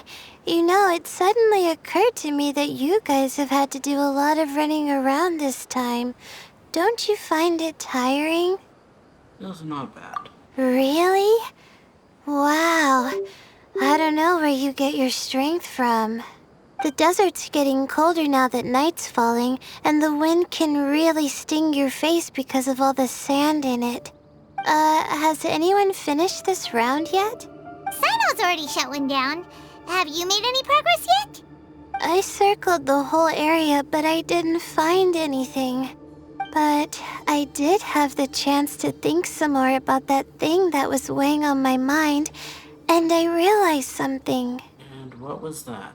Well, my fellow Retawahist members must have all put my name forward for different reasons, and maybe a lot of them only picked me because they wanted to watch me make a fool of myself. Very sad if that is true. But be that as it may, I believe that a lot of them genuinely do expect great things from me. And I want to live up to their expectations. I don't want them to regret putting my name down. Huh? But doesn't thinking like that put a lot of pressure on you? Of course, that comes with some amount of pressure for sure. But now I've thought about it, I don't feel like this is something I have to do. Instead, it's something I want to do. That may not sound like a huge difference to you, but it's helped me relax a lot. So don't worry about me.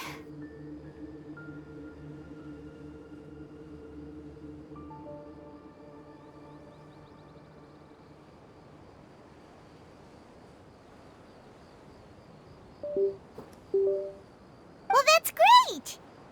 Also, now that I've relaxed, I'm suddenly really sleepy. I think I'll just take a quick nap.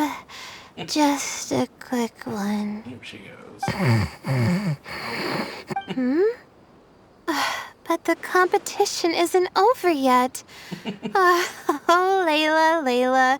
She's really a bundle of nerves, isn't she? Wait, you're... Sleepwalking Layla, other Layla. Good to see you too. It's nice to be out. Feels like I've been cooped up inside for quite a while. Well, since I'm here, I guess I should help her finish this. What are we supposed to be doing here again? Finding a ley line disruptor, was it? Let me see. Looks like she's basically gathered all the information she needs. It won't take long to wrap this up. Alrighty then. Come with me, you two. Okay.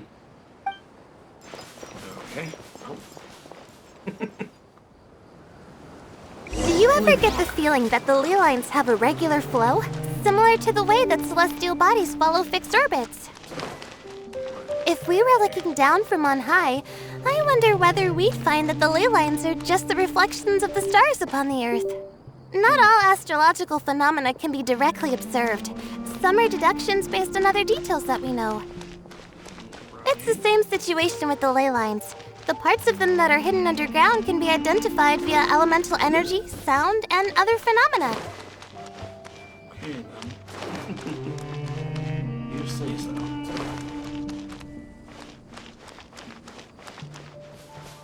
Plus, now that someone has shut one of the disruptors down, the contrast between before and after can provide me with further information still. Let me see. It should be here, I think.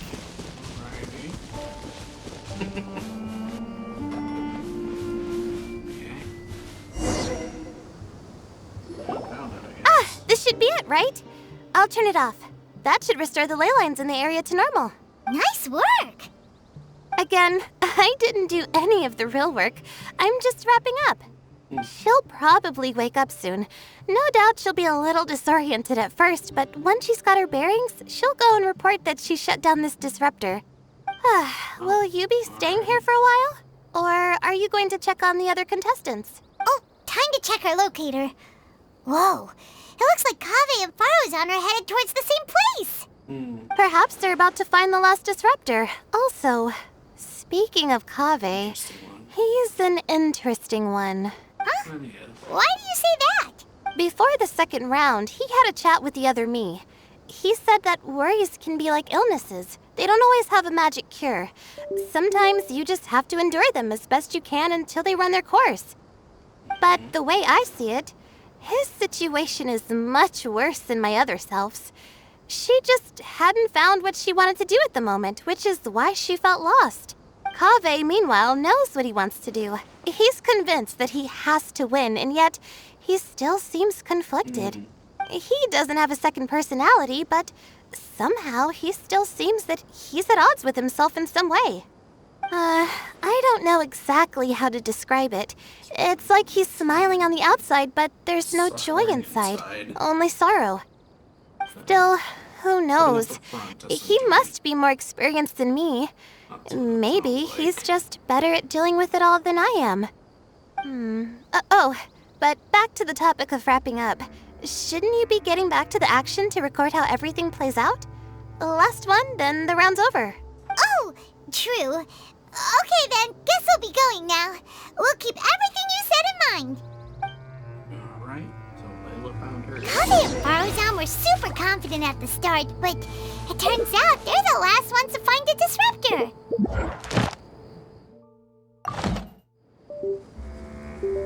But between the two of them, who's going to get there first? Let's head over quick. Right.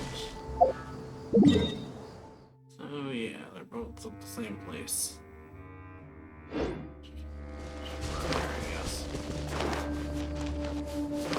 So yeah, we got only Layla and Kaveh and Faruzan left, because Kanari dropped out and Hat Guy dropped out. Hat Guy's not really seemingly here for the competition, so him dropping out makes a lot of sense.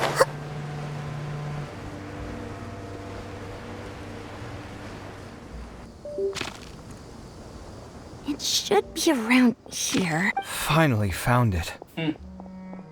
Well. Kaveh? Are you? Oh, Madame Faruzan. And here I thought you would have finished this round by now. Faruzan! Kaveh! Well, yeah, you both found it. Looks like Layla's already done. I didn't expect that you and I would find a disruptor at the same time. How are the other contestants doing? Tainari and Hat Guy forfeited, while Sino and Layla are already done. You two are the only ones left. Huh? That's weird. Didn't you start digging really early on? Yes, I kept digging, but instead of finding a disruptor, I found a ruin. I fell down pretty deep, and it was completely dark in there. It took me quite some time to unlock the various mechanisms and return to the surface. That's actually really impressive. Finishing a week's worth of trials in such a short time. Huh. That's pretty amazing, Madame Faruzan. What about you? Why are you so late? I encountered a lot of lost desert foxes along the way, and I brought them to the outskirts of the competition zone. When I came back, I was absolutely parched. And then I blacked out. Probably from the heat, you know? When I woke up, it was already night. I used the last of my strength to come here. A most curious reason indeed. But are you sure you're all right? It sounds like you were in an incredibly dangerous situation. You said you were familiar with the desert, but the way you handle problems... It does feel rather at odds with your title as a genius. It was problematic, but that had nothing to do with me being a genius. It was my decision. The way I did things wasn't optimal, but I wouldn't have been comfortable not doing it either. My conscience would have weighed on me. Youths these days, each stranger than the next. But back to the main issue at hand. Since we are both very certain that this is where the final leyline disruptor is, let's dig it up then. Right, working together to unearth the final Well, disruptor. this is indeed it. Of that there is no doubt. But how shall we count the score this time? What is it, youngster? You seem relieved. Oh, nothing. I was just thinking that this round's finally over. There shouldn't be any more innocent creatures getting wrapped up in danger. As for the points, I guess we can draw lots again later. I can't think of anything better. Alright, in that case, let's all head back to Aru Village. Paimon thinks you'll both need some water and rest. Probably. The city, we done desert. Probably next is the forest. I had to guess. Alrighty. Oh yeah, back to the place.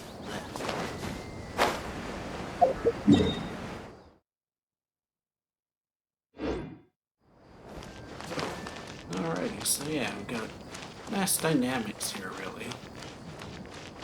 Sleepwalker Layla and Bond of Kave and Tarzan. Really being. Those two seem to be the team here, I guess. Team with each other, but not really.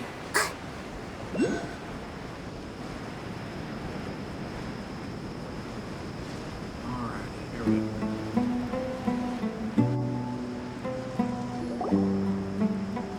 Looks like the second round is over. I wonder who is faster, Kave or Madame Farazan? Huh? Where's Madame Farazan? She went to get water. She'll be back shortly. We basically arrived at the same time, so we'd like to draw lots again. You get caught up in some things so easily, like drawing. I'm not caught up in anything! Don't make it sound like I take pleasure in having bad luck. Really? Then should I say that you have a curious affinity for drawing lots? I'll go get the box and slips of paper for the lots. Please wait a moment. Oh, here we go again. Let's see how I fare. Alrighty, so yeah, Kave emerges trap. I got it! Did you Congratulations! Looks like Kave's luck's taking a turn for the better. Finally! After all... It looks like you've been rewarded for your tribulations in the desert. This round's points are yours. And with that, our second round is done. Sino, Layla, and Kave are our victorious contestants. Feeling Farazan through it. As for the current standings, let me see. Them reacted there. Sino and Layla both have 4 points, putting them both in first place. The rest in descending order are Tainari, Farazan, Kave, and Hakai. The next round will be the final one. Please rest up before then, everyone. I heard that some stalls at the Wisdom Gala are debuting new games, so feel free to drop by if you're interested. Otherwise, see you next round. Alrighty.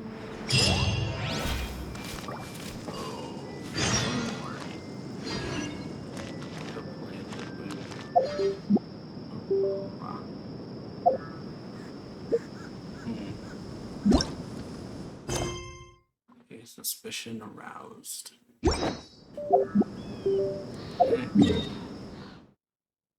Back to the academia now. Or at the very least, back to the city.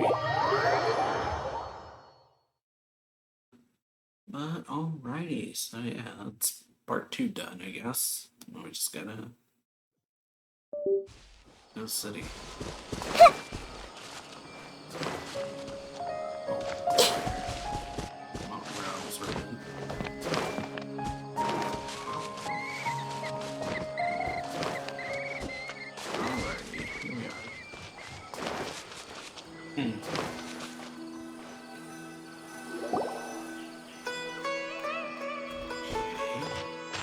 It feels like something's been on your mind this entire time. The white-haired old man or the white-haired man I saw before the secret conversation we overheard at the first round ended. Traveler, Paimon, I finally found you. Finally? Did something happen? Don't you feel like there's something off about this year's Academia Extravaganza? When Candace and I were at the cafe earlier, we might have caught sight of some mercs on business. Thing is, they were disguised as tourists here to shop. But no disguise can mask the stench of blood. Just from their suspicious looks, I bet they do dirty work like kidnapping or assassinations. We eavesdropped on them for a while. Their target seems to be someone called Sachin. Sachin? Isn't that the person who Karina mentioned during the opening ceremony? He's apparently the sponsor behind the competition prizes and the Diadem of Knowledge, but he hasn't shown himself at all. Sounds like a rich person, all right. It makes sense now. The Eremites have been struggling to make ends meet recently, so a lot of groups have been doing private work that involves the rich. In their words, one gig sets you up for half a year. Just one job like this nets them enough mora to take it easy for a while. The extravaganza has brought many tourists to Sumeru City all at once, so it's likely that they took advantage of the bustle to sneak in. Dia and I wanted to directly capture them, but they were on guard and made some excuse to slip away. I would have tied him up if it wouldn't have caused a scene. Who's legally supposed to take care of this kind of thing? The Matra or the Core of 30? If Sino were here, he'd definitely get involved. Why don't we head over to the Academia and tell Amatra? Thanks a million, you two. Not at all. It was coincidence on our part. Yeah, don't sweat it. The Eremites' reputation is gonna get even worse if these scumbags succeed. But this is Sumeru City. Candace and I don't have as much freedom to act here, so we're leaving this in your hand. Should you require our aid, come find us at the cafe. Alrighty there. Ooh, excuse me. Sorry about that. Paimon's noticed that something's bugging you. Is it the extravaganza? 'Cause Paimon's starting to think that there's more than meets the eye here, too. But thinking like this isn't doing anything. Let's just go find Amatra. Probably better than just thinking about it. Alright, find Amatra. We gotta go find Yeah. Shady dealings in the background, huh? Sort of weird, at least. Shady stuff going on behind the scenes. Hey! Isn't that the Matra we investigated Siraj with? Arav, wasn't it? Let's go talk to him. That's why we had to do the Alhaithan story quest first. That explains a bit.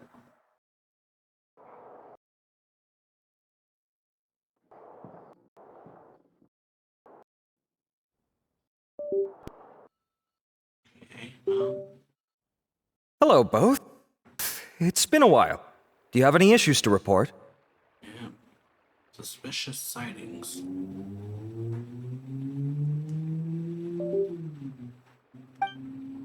Oh yeah, tell them the situation with Dee and Candace. Someone's planning to kidnap Sachin. Goodness.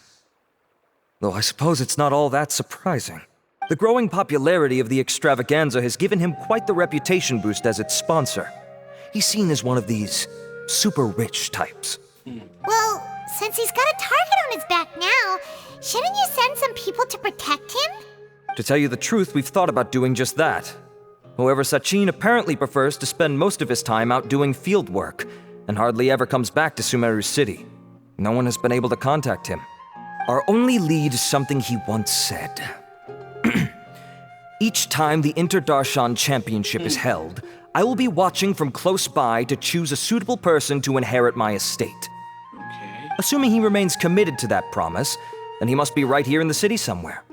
I suspect that the Eremites in question must have heard about that as well, and decided to come here and try their luck.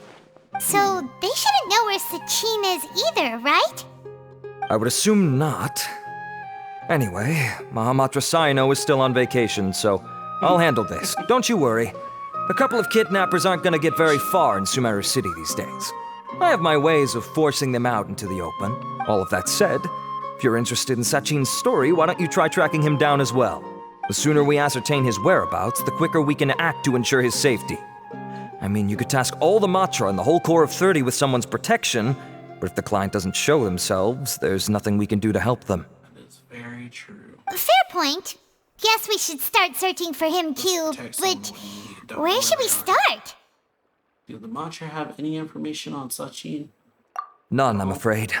He's never committed any crimes or broken academic protocol, so we don't have a very detailed file on him. I've heard that Alhaitham has now stepped down from his post as acting Grand Sage and is back to being the scribe again. Maybe it's worth checking to see if he knows anything. Good idea! Okay, we'll head back to the extravaganza venue and see if we can find him. I guess Alhaitham's thing got accepted. Then you find out. Oh, Welcome to the other room. Not over here. Yeah, trying to find Sachi.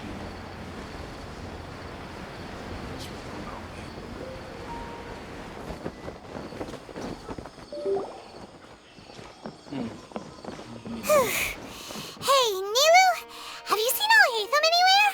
Alhaitham? Why, what is it? We're trying to track down someone and we need him to pull up some records for us. Oh, I see. Sorry, I don't know where he went. He's always the first to leave after the competition ends, and he never tells anyone where he'll be going. Sounds very much like him. Huh. Yeah, actually, that sounds about right for him. Yeah. Let me think. To be honest, he doesn't seem very interested in the extravaganza, so he probably doesn't stick around longer than he has to. To him, being a commentator is just extra work he was roped into. Do you guys know of any places he'd go after work? Tavern or home? There's still one more round to go. Would he really go to a tavern in the middle of the competition? Oh, here's a thought. Maybe he just went straight home. That's also possible. Paimon remembers that his house isn't that far from here, so we might as well check it out.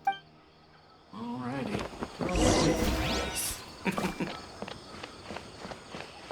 Oh yeah, I'm trying to find Alhaitham for more info.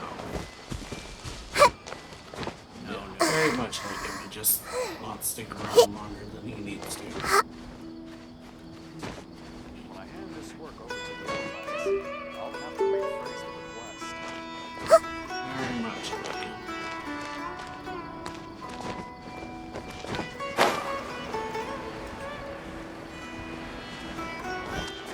Alright, right over here we go.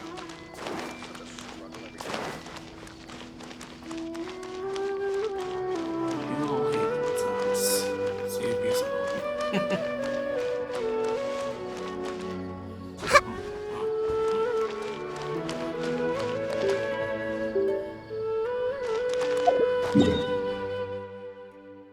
Oh, I missed it. Oops.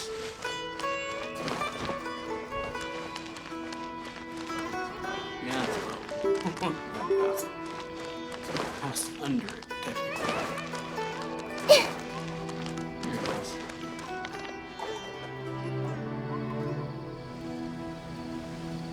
Dead and dead. Let's try knocking.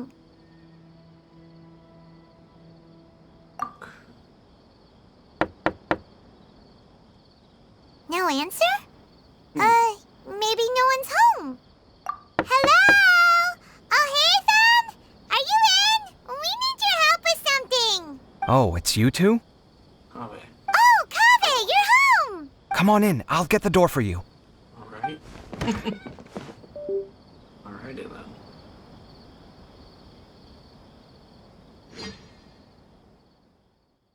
then. Kaveh.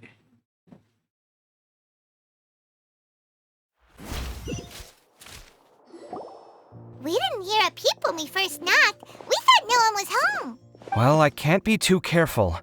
If someone from the academia came here looking for Alhaitham, and I opened the door for them without thinking, before long the whole city would know that I'm living here. You're pretty conscientious about this, huh? So, what happens if someone comes inside looking for him while you're at home? It's fine, as long as I stay in my own room. Anyway, why would someone just barge in here looking for him? Most people have better things to do. Fair enough. So do you know where he is at the moment? What do you think? Who knows what he does in his free time? All that matters to me is that he's out of the house. You have a quarrel or something? I wouldn't call it that. He's just incapable of saying anything pleasant at all. I told him how the second round went. I won the lot draw, remember? Because of good karma, of course. My luck's on the rise, but him, being him... Ugh, you wouldn't believe what he said after I was done talking! You're always quick to remind me that you're my upperclassman, and yet you do not problem solve in the manner becoming of an upperclassman. This begs the question of why we attach prestige to seniority at all. What does he mean, manner becoming of an upperclassman? What, am I supposed to earn the title of upperclassman now? And he didn't stop there. He said, I'd encourage you to reflect on why you've ended up having to rely on luck every round. Frankly, it's incomprehensible to me how you've managed to make it to this age without acknowledging the proverbial elephant in the room of your life. Yeah, that does sound like something Alhaitham would say. Like him. I've had it with him. Every time I talk to him, it's the same way. He finds a way to infuriate me Anyway, the disdain is very much mutual between us, so I'll be moving out as soon as possible. I'm actually packing my things right now. He'll have to get used to doing his own cleaning and tidying from now on. See those perfectly hung paintings on the walls? They're coming with me too. If his life wasn't utterly devoid of artistic sensibility already, it certainly will be after today. Wait, you're moving out already? But the competition isn't even over yet. How can you afford it? Well, obviously I can't just yet. I'm just packing early to get ahead of the game. I've got my new place picked out already. The moment I have my hands on the prize money, I'm going to buy it and move my things right in. It'll take me 3 days tops to move out of here for good. I now know what I have to do to achieve this goal. No matter what happens in the third round, I will win. I will emerge triumphant. You'll see. Alright, if you say so. Well, we'll be rooting for you. But are you sure you'll be alright? In what way? Layla said that she thinks you'll get caught up in internal conflict. Meaning what exactly? Oh, don't tell me you think I have serious personality flaws too. Oh, we didn't say that. But think about it. You say you want to win, but you also turned Faruzan down when she offered to give you her points. Plus, you took it upon yourself to help those desert fox. Wait, what's so unusual about all that? I gave you my reasons. I would have felt guilty otherwise. Where's the conflict? Why would you feel guilty? Well, when you put it like that, yes, why indeed? It's a good question. I guess it's just in my nature. Plus, if I just did nothing, then there'd be no escaping the blame if something bad came of it later down the line. But thinking like that all the time must make your life so exhausting. Not to mention that by helping out, you put yourself at risk. Fainting in the middle of the desert, for example. Was that really worth it? It's complicated. Look, let's maybe leave this conversation for another time. What was it you needed Alhaitham's help with, anyway? We'd like him to help us look into Sachin. Sachin? Huh. He did actually mention a Sachin recently. I remember he brought a few documents home that day. He was thinking out loud as he looked through them, making some notes and doodling as he went. He even suggested that I should take a look, but I didn't. Give me a moment. Let me go find them.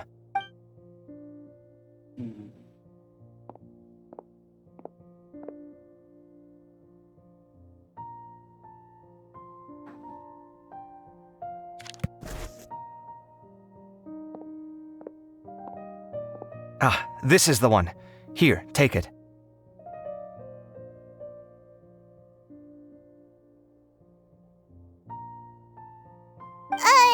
You sure he'd be okay with this? With taking liberties?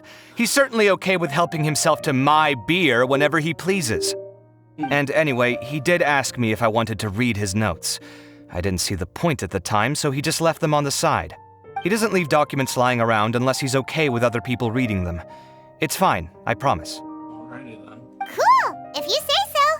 Okay, let's see what he's got on Sachin. Okay. Oh yeah, investigate documents on the table.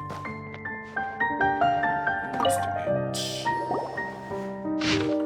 Okay, Sachin was born to a wealthy family and his father, Rajput,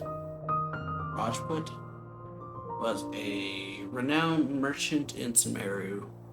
Many properties to his name. At the age of 9, Sachin enrolled into Vahumana and achieved excellent grades. At the age of 15, he completed all his courses, graduated first in class. The compliment is greatly lauded by the sages. At the age of 16, Sachin ventured out and began to research local environment and customs. His travels took him throughout Sumeru's rainforests and deserts. Sachin was 23 years old. His father Rajput passed away. In return to Sumeru City, take over his father's business and spent 2 years here. At the age of 25, Sachin once again ventured into the desert to conduct field research. Records show that he traveled to a cavern and lived in Haru village for a period of time. At the age of 32, Sachin returned to Sumeru City. He looked withered and weary, his mental state in shambles. Much speculation arose amongst outsiders, but Sachin locked himself in his room and did not respond. At the age of 33, Sachin entrusted all his properties to the Academia and pledged to donate all proceeds to the Academia. He then wrote a contract regarding the use of the proceeds and property ownership. Following is an excerpt quoted from Sachin when the contract was signed. Minimum of 30% of all revenue gathered from the business will be used to fund prizes for the Inter-Darshan Championship. Will encourage young prodigies to actively participate in the competition. I will also be donating my entire collection, the most prominent item of which, the item of knowledge, will serve as a symbol of great honor in the Inter-Darshan Championship. Only the winner of the competition may wear it. In addition, the Academia is only given the right to maintain and manage my properties. Ownership of them does not belong to the Academia, nor does it belong to me. Each year when the Inter-Darshan Championship is held, I will keep a close eye on each candidate. If I particularly identify with a participant, I will reveal myself. I will then bequeath all of my wealth to this individual whom I judge worthy of my acknowledgement. They will have the usage rights to all assets and proceeds under my name. I hope the Academia will respect any and all decisions made by that person. After the contract came into effect, Sachin returned to the desert to continue his investigations, but there has been no word from him since then. Many claim to have seen him in the desert, but none of such claims have been verified. 20 years have passed since then. That was a lot of information. Paimon's getting a headache. So, Sachin, no one really knows where he's at, basically. So, to sum up, Sachin put the Academia in charge of managing his estate and went off to do research, right? He even said that if he really liked one of the contestants, he wouldn't just give them a reward, but his entire estate as well. Oh, that must be worth heaps and heaps of mora. What? Are you serious? All of Sachin's wealth, that's more than I could spend in a lifetime, surely. Heck, if I got chosen, I'd be able to pay off all my debts, then buy a new place, and still have cash to burn. I could build another Palace of Alcazar's array, except this time, I'd make it 10 times bigger. Oh, then there's that new project in Port Ormos, of course. The bridge renovation. To do it properly would take upwards of... Hey, snap out of it! You're getting way ahead of yourself there, mister! Yeah. You're right. First I need to focus on winning and moving out of this place. Huh? Wait a moment. There's a loose slip of paper tucked in between these pages. Did Alhaitham write this? It looks like he was jotting ideas down as he was thinking things over. Let's see. 2 phrases have been circled. Sachin, dead or alive, unknown. And diadem of knowledge. Some of this stuff is just plain incomprehensible. Is this written in some other language? Let me see. Huh. I recognize this script. Give me a second. Lofty ideals may provide no defense at all against nihilism, but perhaps little decisions can. That's a rough translation anyway. I can't guarantee it's 100% accurate.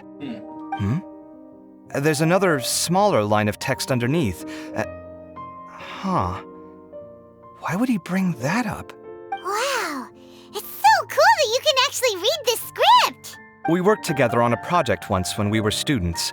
The title was Decoding the Runes and Architectural Philosophy of the Ruins of King Deshret's Civilization. I had to familiarize myself a little with this script at the time. Oh, interesting. So, any idea what Alhaitham meant by all this? Who knows? The way his mind works is one of the great mysteries of the world. Fair enough. Well, guess we've learned all we can here. Let's hope Arav makes progress. Yeah, he better catch those crooks. But until then, let's just head out for a stroll. Alright, so that's the end of that part. Okay, I'll wait till 7 the following day.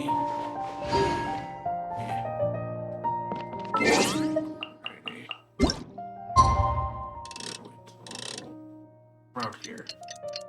Yeah. So yeah, very interesting. So this guy that we're all doing this competition for, who knows where he's at? He just went out to the desert and disappeared. Paimon just heard that the Matra have arrested some Eremites who snuck into the city. Maybe they were the ones plotting to kidnap Sachin. Alrighty, gotta go learn about the situation now.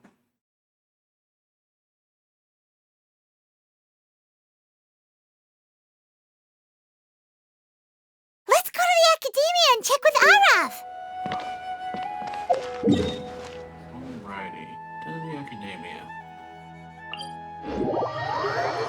Ooh. But yeah, we're getting a lot of Kabe information. Which is nice. Here, come help me.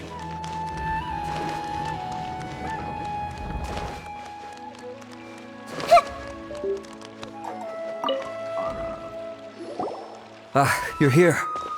Sorry, I was just about to send someone to inform you.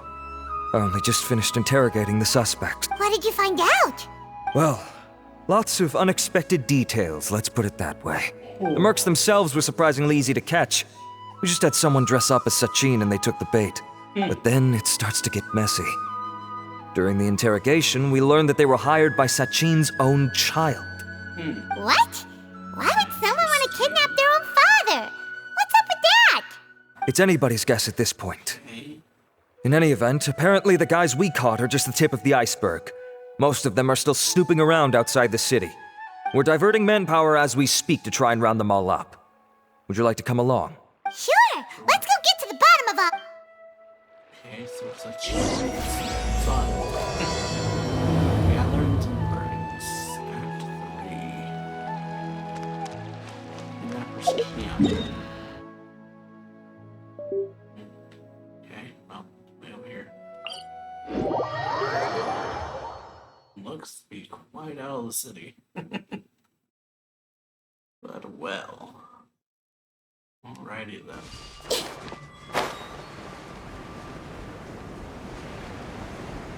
Right over down here in this area.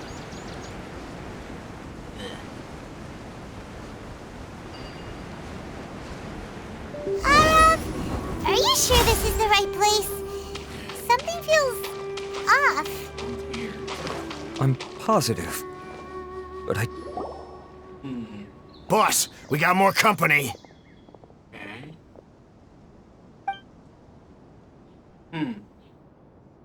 Look, we were just doing what we were paid to do.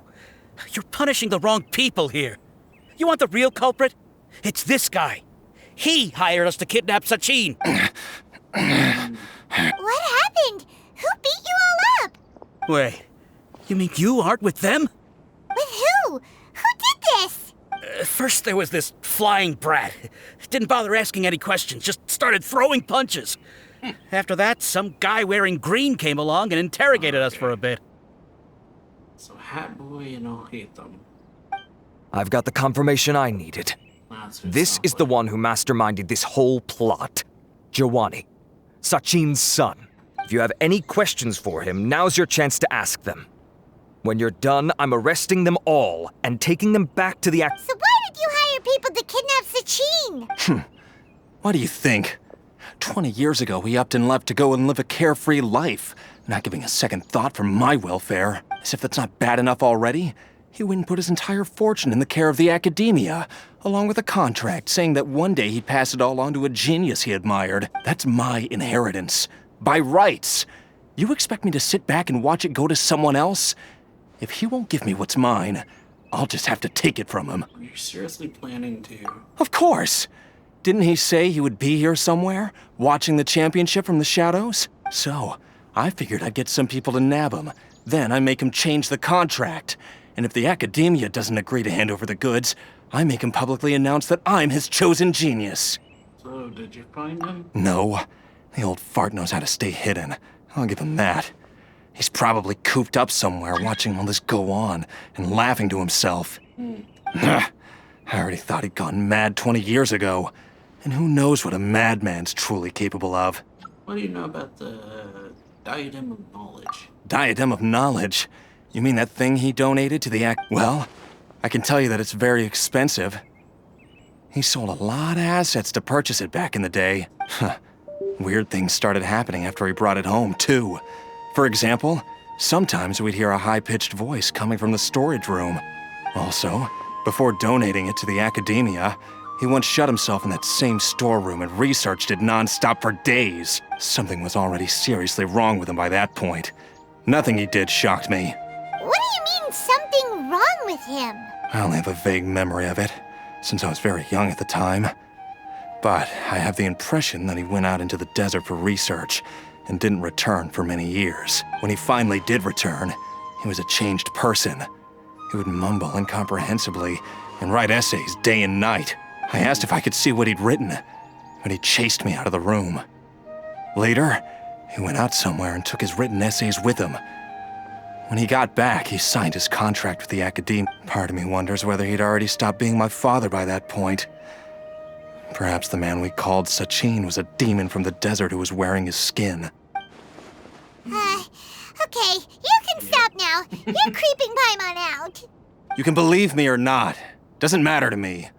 I told you all I know. But if you do see Sachin, whatever it is that he's researching out there, he'll always be garbage in my eyes.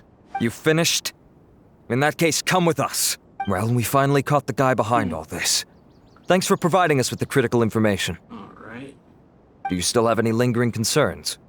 Item of Knowledge. Yeah! Al-Haytham's notes do mention that item. Scribe Al-Haytham looked into this matter. Understood. Well, if you believe there to be an issue with the diadem, I'd suggest contacting the organizers and getting them to pause the competitions while we investigate. That makes sense. Okay then, let's get back to the venue. We need to tell Karina what's going... Alright, so yeah. So Al-Haytham and Hatboy were already on this, that's what it sounds like. They were just talking about. And they were already investigating this. Went there and beat the people up.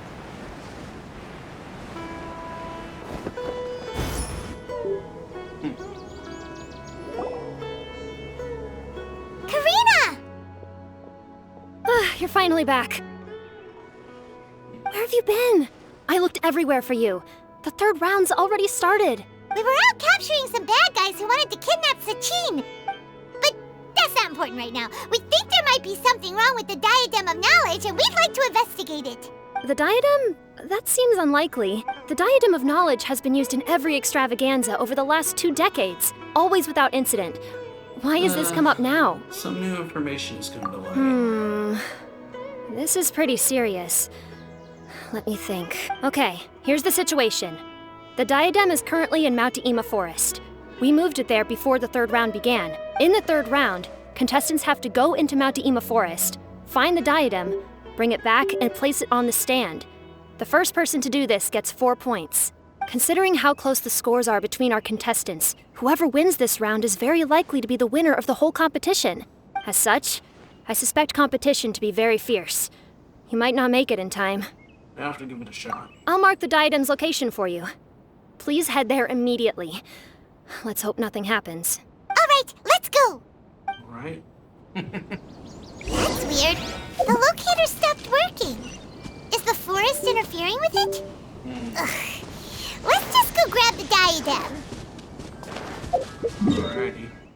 To the forest. Oh, it's over here. To the shroom forest.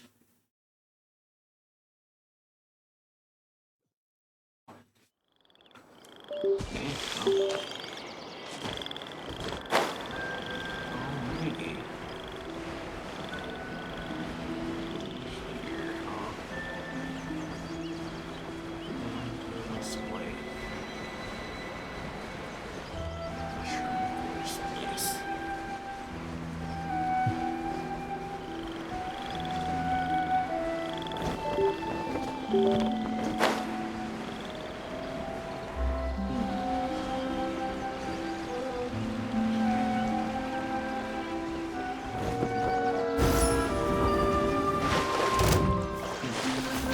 Commit it to memory.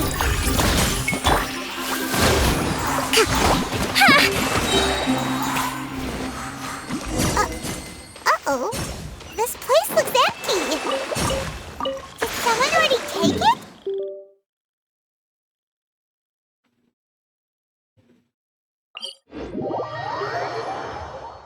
Right to the finish line.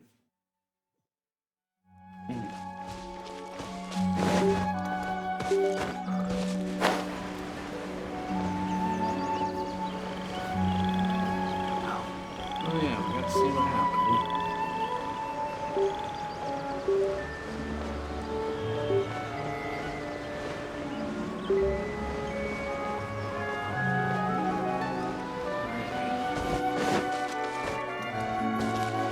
Breathtaking.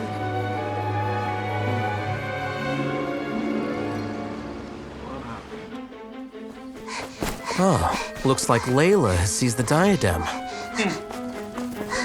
But getting to the goal won't be easy.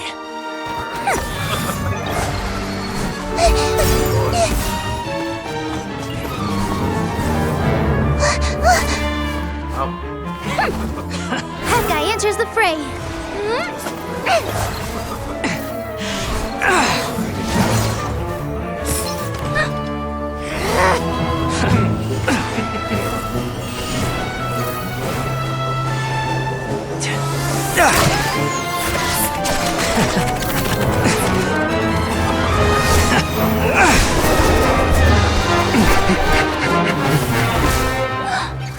Horizon's device has gone haywire. The competition is heating up. Oh. And here's Kaveh bringing up the rear.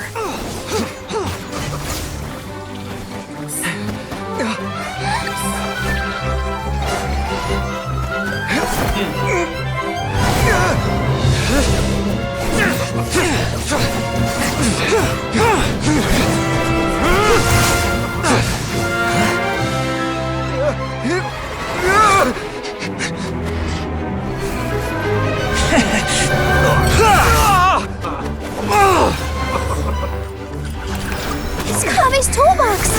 Throwing the diadem to its owner!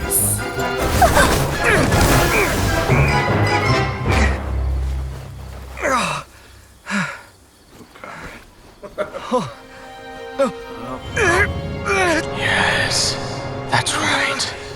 Put the diadem in place, and you shall gain all you desire. Who are you? I need you to get out of my head! I am confident that you will not disappoint me.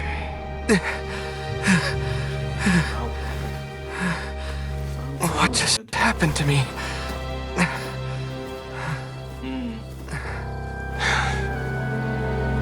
Something's wrong.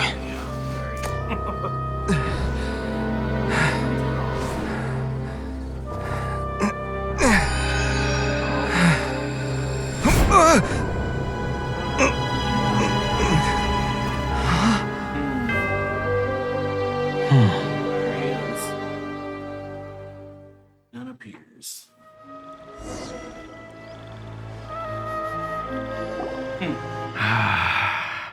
At long last, someone to inherit my estate, and with it, my research. Come, Kaveh. Come to me, my child. How do you know my name? Who are you? I am Sachin. Well, to be precise, I am but a fragment of Sachin's mind. Fate is a curious thing. Seeing you reminds me of another I once met. But you are made of sterner stuff than he, more cognizant of the trials and tribulations of this world. It is you who are worthy to inherit all that I once owned. That was a really good cutscene, though. We meet for the first time, children.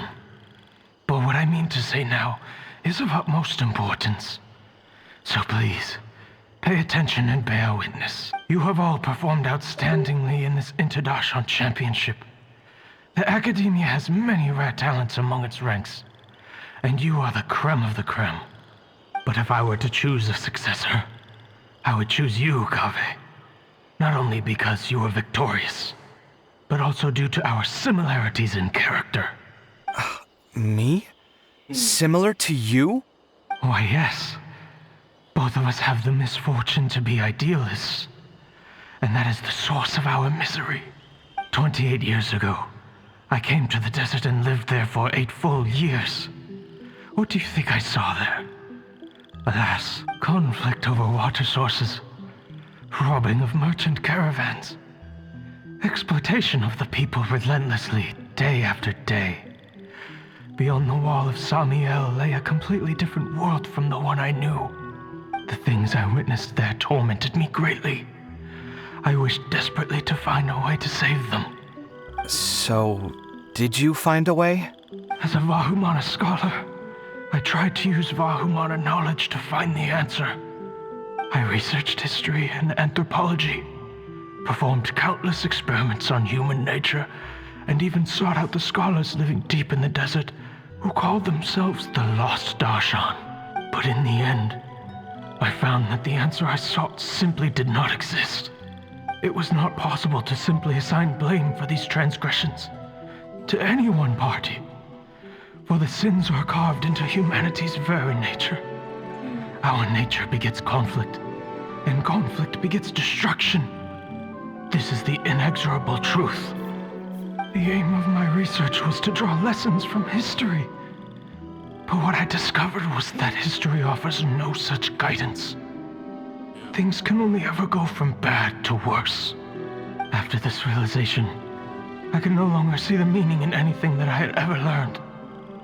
Consumed by an overwhelming sense of emptiness, I could no longer bear to face life. And so, I decided to bring my life to an end. But before I went through with it, a strange twist of fate led me to come into the possession of this diadem, which has the ability to preserve part of one's consciousness. Into it, I placed my experience. As I thought, the contract you signed with the Academia was in essence your will. But if you'd given up hope on this world, why did you feel the need to do this? I mentioned that I had performed a great many experiments concerning human nature. You may regard this as the very last experiment of them all. The Academia has no shortage of genius talents, nurturing the brightest minds of every generation. And so, with a handsome reward to draw out the worthiest of individuals, my hope was that one day I would find one who could untangle the mystery of human nature once and for all, and help to move the world onto a better path. I see. So you desired a successor who was not only a genius, but who also understood the suffering of ordinary people. Such a person would have a clearer understanding of humanity, society, and the world. Huh? But did you ever consider that wealth numbs the human heart to the pain in the world?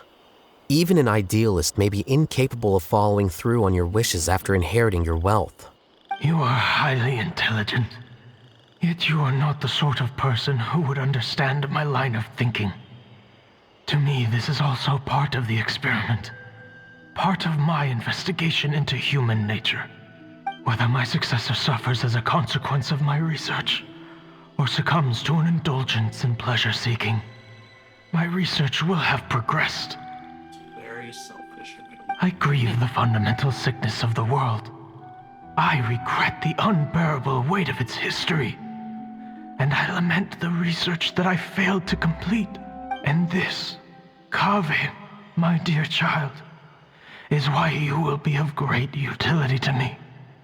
You're absolutely certain that you want to give me everything you owned? For me to do with as I please? I have faith in what I see in you. Now wear the diadem, Kaveh, and complete the journey that I could not. So what did you get?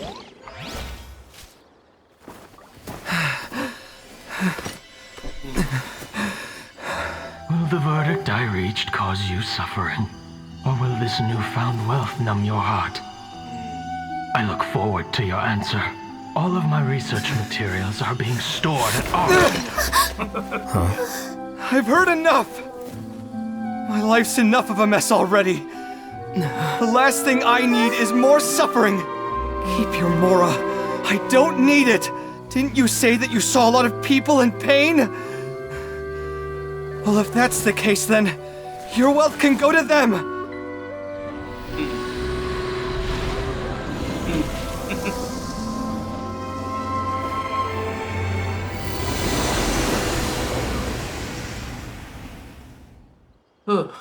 That's definitely a better way to do it. I guess that'll be the end of that. Kaveh. Are you all right? Any physical discomfort? I'm fine. Thanks, Tainari. Don't worry about me. Don't push yourself too hard. Probably should. Kaveh. Kaveh may have broken the diadem, but he successfully completed the task prior to that. According to the rules, this makes him the victor of round 3. Points-wise, this also makes him the winner of the Inter-Darshan Championship. As the champion and Sachin's personally designated successor, Kaveh has obtained the rights to inherit the entirety of his... For the avoidance of doubt, can you confirm that it is your intention to donate all of Sachin's wealth? Like I said, he thought that the world is a bad place. Well then, let's use what he left behind to change it for the better. Rejecting the world will achieve nothing. He and I, we're not the same. All right.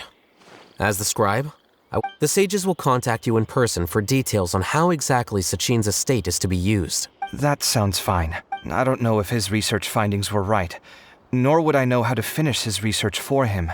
But what I do know is that by ending this here, no contestants will have to suffer. We won't be the last. There will be more championships to come, and countless future scholars will follow in our footsteps. Sachin's words can only cause pain, but not anymore. We're all scholars here.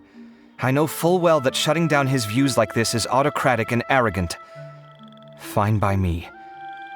I'll bear that responsibility. It's the least I can do. And, well, it's the only thing I can do. Well said. What you've expressed is a sense of justice and idealism that many aspire to, but I say this despite the fact that, in my view, it's quite ridiculous. You have long been aware of what your flaws are, but your pride alone prevents you from admitting it.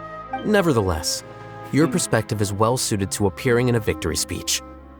Contestant Kaveh, on behalf of the organizing committee, it is my honor to What? Please. I don't need your insincere praise. Anyway, this isn't the time or place for debates. Keep your commentary focused on the competition, not... Congratulations, Kaveh. Yeah, Kaveh Also, you'll need to prepare for the award ceremony.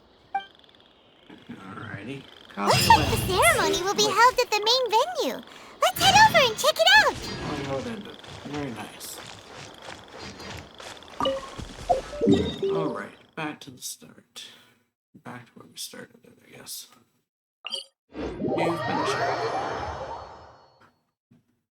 Overall, I've enjoyed this. I definitely focused a lot on Kaveh, but that's not a bad thing.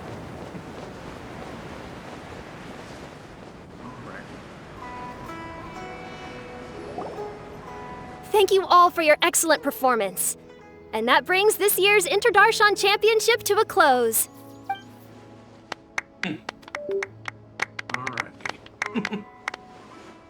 Finally, it gives me great pleasure to invite our champion, Kaveh, to the stage to receive his award.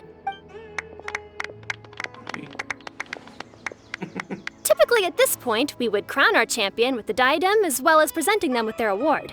However, we have just received word that Kaveh has inherited Sachin's estate and made the decision to donate it all to charitable causes. Sachin's estate is getting donated? So much, Mora. Kaveh's generosity will give many struggling families the chance to change their lives for the better. Of course, without the diadem and prize money to present, this makes the award ceremony a little more concise than expected.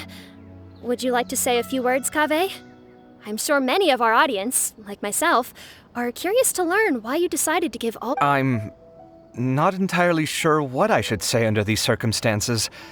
I'm glad to have won, even though I'd say luck played a big part in that. As for why I want to give the Mora away, I don't support Sachin's views, and I don't want to take his Mora. With a lot of things in life, people need to experience them for themselves. It shouldn't be up to one person to make a judgment on. Not him, and not me either. I like it a lot. Anyway, this isn't really the time and place for such weighty and complicated topics. So, I guess that's all. I'll leave it there. Thanks very much. Oh, Kaveh, just one moment. While this is a short and sweet award ceremony, we do still have a prize to present you with. Please take this limited edition Genius Invocation TCG. Additionally, your champion status will be logged in your record.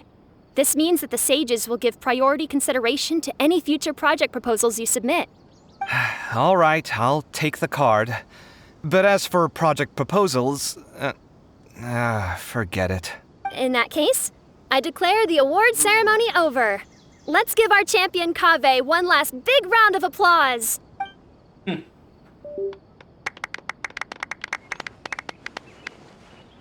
I still don't really get it. The sum of Mora would have been enough for me to live in luxury for my entire life. Obviously, these people don't. That just means you're not strange enough to understand the way that geniuses think. Come on, we've still got the whole Wisdom Gala to explore. I like this story. Glad that's over. I think I'm quite good at giving speeches, but this one was just so tiring. Do you mean that you're still exhausted from the competition? Honestly, you don't look happy at all, but whatever else happened, you're the champion, you know? Don't you think you should be proud of that? I suppose. Oh, wait. Sino said he wanted the card, didn't he? So you're gonna give it to him? But if— Why would I do that? It's of no use to me whatsoever. I may as well just give it to him. Could you pass it on to him for me when you next see him? Whoa! This is a super big deal! You should do it yourself! Huh? But I was gonna rest for a while longer. Hey, stop pulling my hair! Pull him by the hair, wow. Alright, dragging the sign. What are you doing so?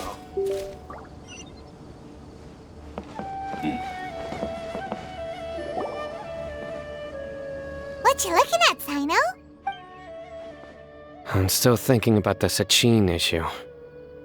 What brings you here? Well, they gave me this limited edition Genius Invocation card, and I figured you'd have more use for it than I. But it's a limited edition. What else would I do with it? I have no use for it. But it's limited edition. Kaveh, are you in trouble? You don't have to do all this. Just tell me what's wrong and I will help. That's something wrong. That's not what I meant at all. Yes, I have all sorts of problems, but that has absolutely nothing to do with this card. I'll figure my own issues out by myself. All right. In that case, But now that I realize that you have no concept of its value, I cannot simply take it from you. How about this? I shall buy it from you at a fair price. Namely, the price that the previous limited edition card sold for. Oh, come on. It's just one card. How much could it really be worth? 1 million more at the very least. How much? $1 million more? If you feel that's too low, I can go a little higher. 1 million mora for a card? But you already have a whole bunch of these, shiny ones, don't you? Not every card is this valuable, and some cards are exquisitely designed, but not rare. Huh. Well, I guess they must pay you plenty to be General But really, it's fine. I'd feel bad taking mora from a friend. Don't feel bad. I save a lot. I can spare the mora for this card. You don't spend all your savings on your hobbies, do you? You should watch that, you know. You definitely don't want to end up borrowing money in a moment of impulsivity. Living with debt is miserable. Sounds like you're speaking from personal experience. I guess you've been through a lot? I don't want to talk about it. In that case, maybe you're the one who should be listening to your advice. In any case, I, Sino, will take this precious card, and it shall join the deck of destiny. Kaveh, come with me in a few moments to collect the mora. Thanks to you, I have achieved my— All right, if you insist. Far be it from me to refuse your courtesy any further. Well, at least I'll be able to keep on top of my bills this month. Maybe I'll even have some left over. In fact, let me treat you all to a meal later. Bring Tighnari and Kale, too. Well, this is what they call all's well that ends well. Paimon wonders how the other contestants are doing. Let's go check in with them, shall we? Alrighty. Alright, so yeah, just wrapping things up now, I guess. Academia.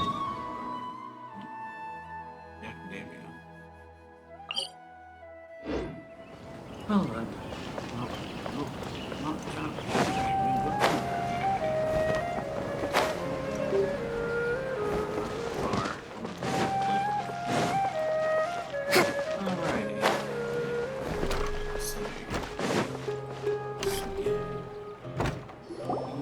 I'm telling you, you can't go wrong taking advice from me on what to wear.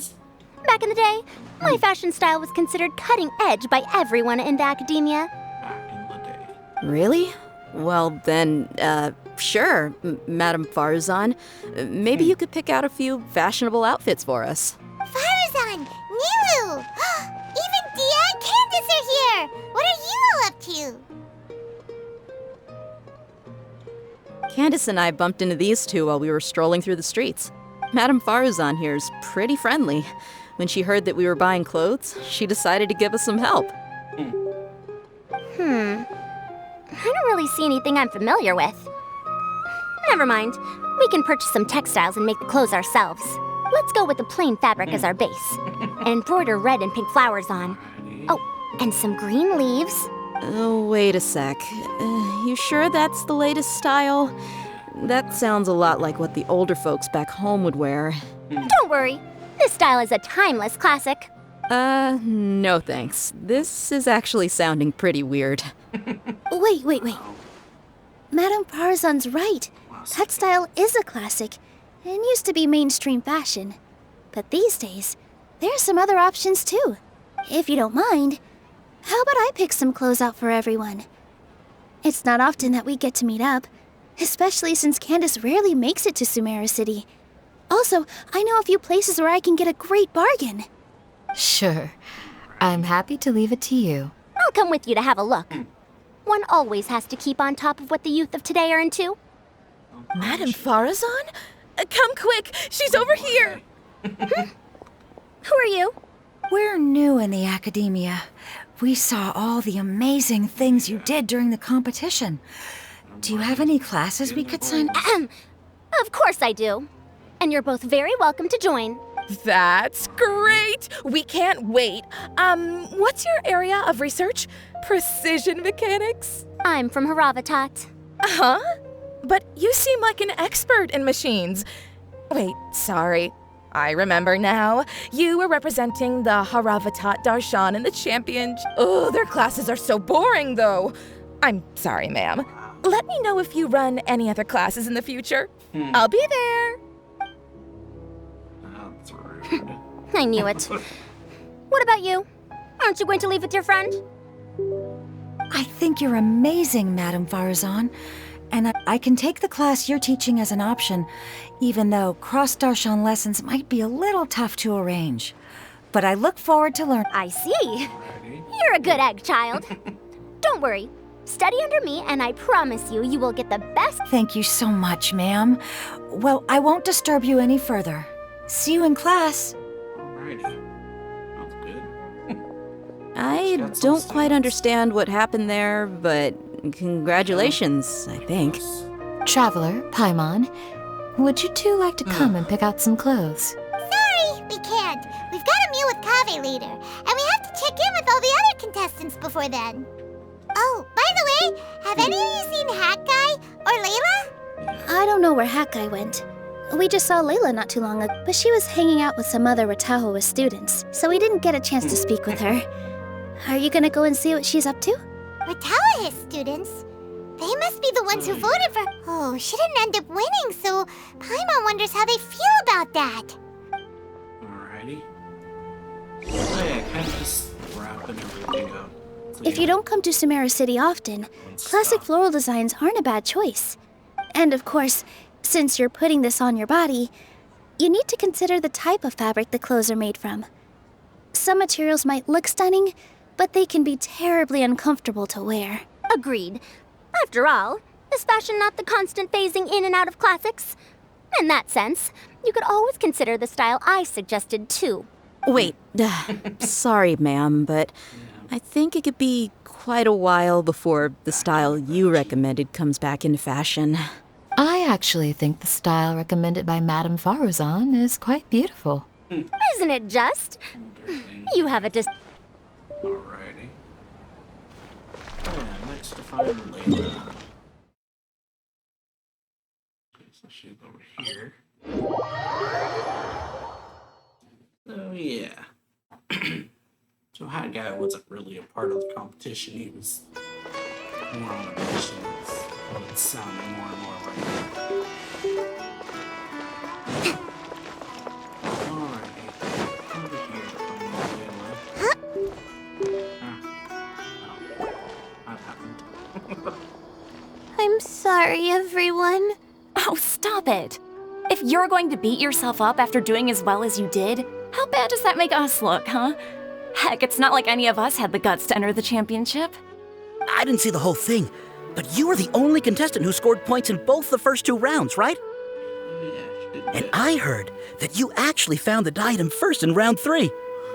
You came so close to winning the competition. Aw, I just got lucky. That can't be true. You had some really stiff competition out there. The renowned Tainari from Amorta, even Sino the General Mahamatra was there. You're amazing, all of you. Getting points off them is a huge achievement. The way I see it, people aren't exaggerating one bit with the nicknames they give you. You are a genuine genius. Aw, thanks a lot. But I really don't think I qualify as a genius. In the second round, for instance, I dozed off and somehow found myself beside the device when I came to. Ah, come on, don't be so hard on yourself. We've decided we're taking you out to celebrate, and that's final. Let's go. Cheer up, Layla. The rest of today's all about you. Looks like things are going well for Layla. This is great. Very. We haven't seen Hat Guy since the end of the competition. Oh well, it's almost mealtime. We'd better go meet up with Kaveh and Well, we haven't seen him, but whatever.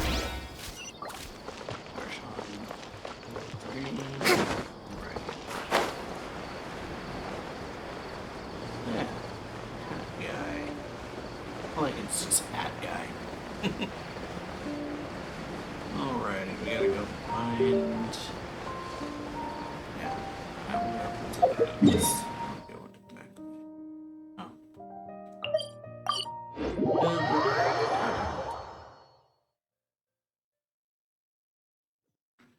Alrighty. Not the tower it is.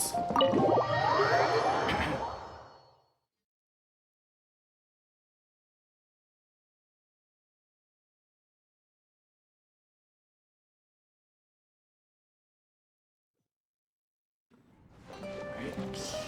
Upstairs.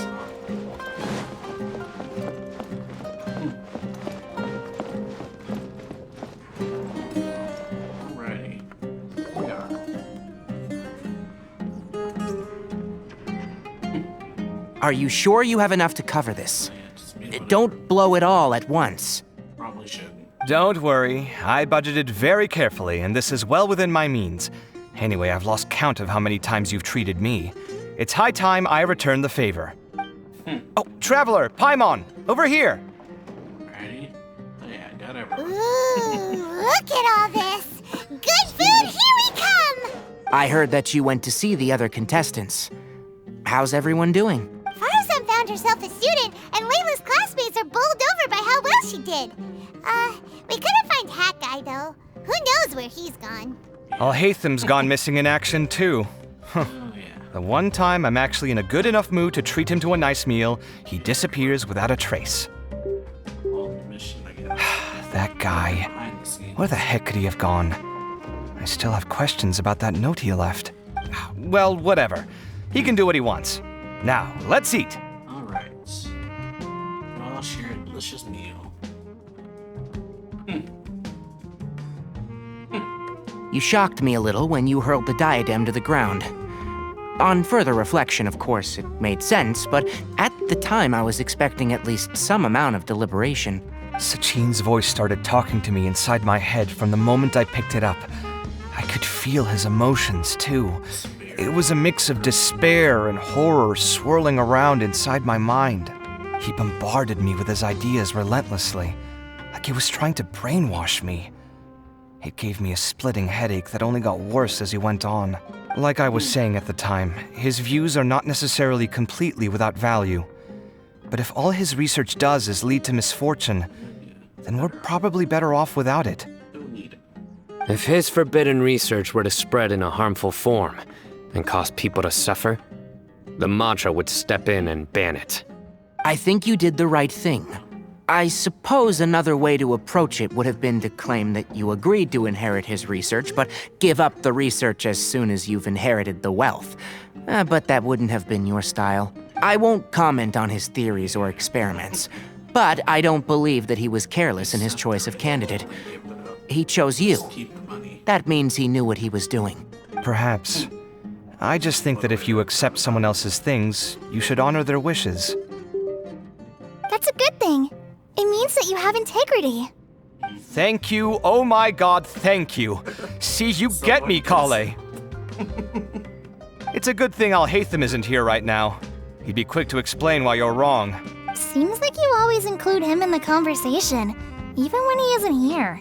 Yep, no dinner with Kaveh is complete without a few words about Alhaitham. I sense that Alhaitham has in fact been here with us all along. He's here? Where? Why didn't you tell me? He lives rent-free in each of our hearts. Okay. Yeah, well, wrong. That was horrifying. It literally sent chills down my spine. Good thing you didn't say that before we started eating. That would have killed the mood in a heartbeat. All right, enough about Alhaitham. Tainari, did you achieve what you wanted out of the championship? I did. In the first round, in fact. Word of mouth proved very effective. I spoke to a handful of people, they told their friends, and so on. Now, a record number of people have signed up to attend the next lecture. Oh, are you free next month? You should come along. Maybe even say a few words. About what? I don't know the first thing about anything Amorta related. Just play to your strengths. For instance, you could talk about the distinguishing features of rainforest architecture, or ask everyone not to chop down too many trees the next time they're building a house. Oh, well, that's no problem. Sure, I'll make time. Has everyone had enough to eat? I can order more if anyone's still hungry. I'm full.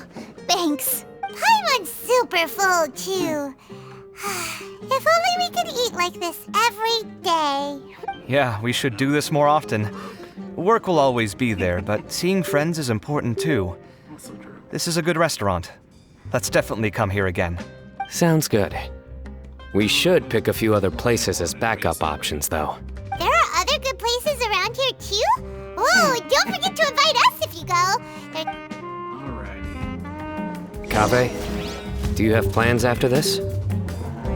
I was thinking of maybe going to the academia for some alone time. Nothing set in stone, though. Why do you ask?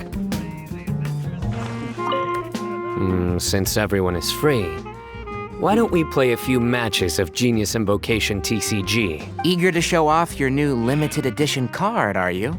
Not to show off. This is my way of thanking you for your help. Only my best friend will have the honor of seeing this card's debut play. Alright, sure. I didn't bring my deck with me though, so I'll need to borrow one. Actually, Master, I made a new one a few days back.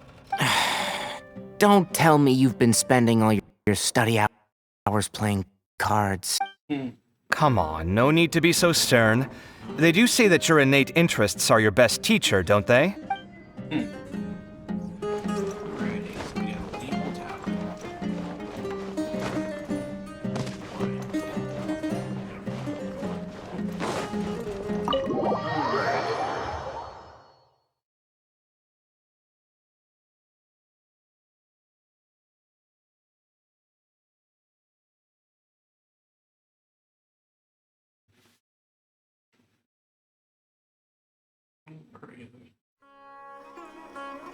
Right outside. Well, it looks like this Inter-Darshan Championship's a wrap. All that stuff with Sachin and the diadem got sorted too.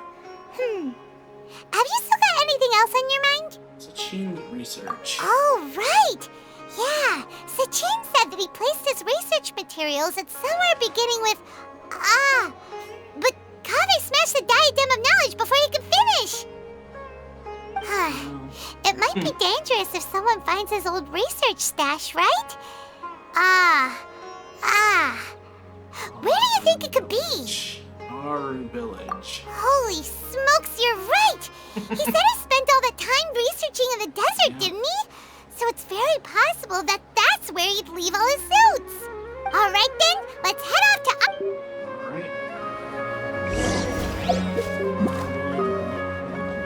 Yeah.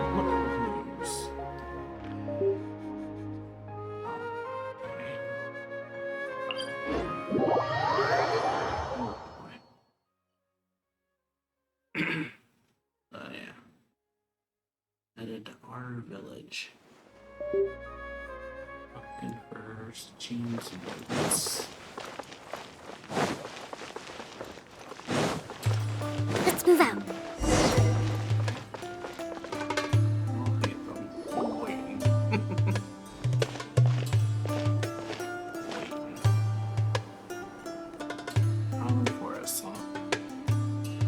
Didn't expect to run into you here. Oh, hey, them. What are you doing here? Not here before. And what are you reading? Are those? Sachin's notes? Yes.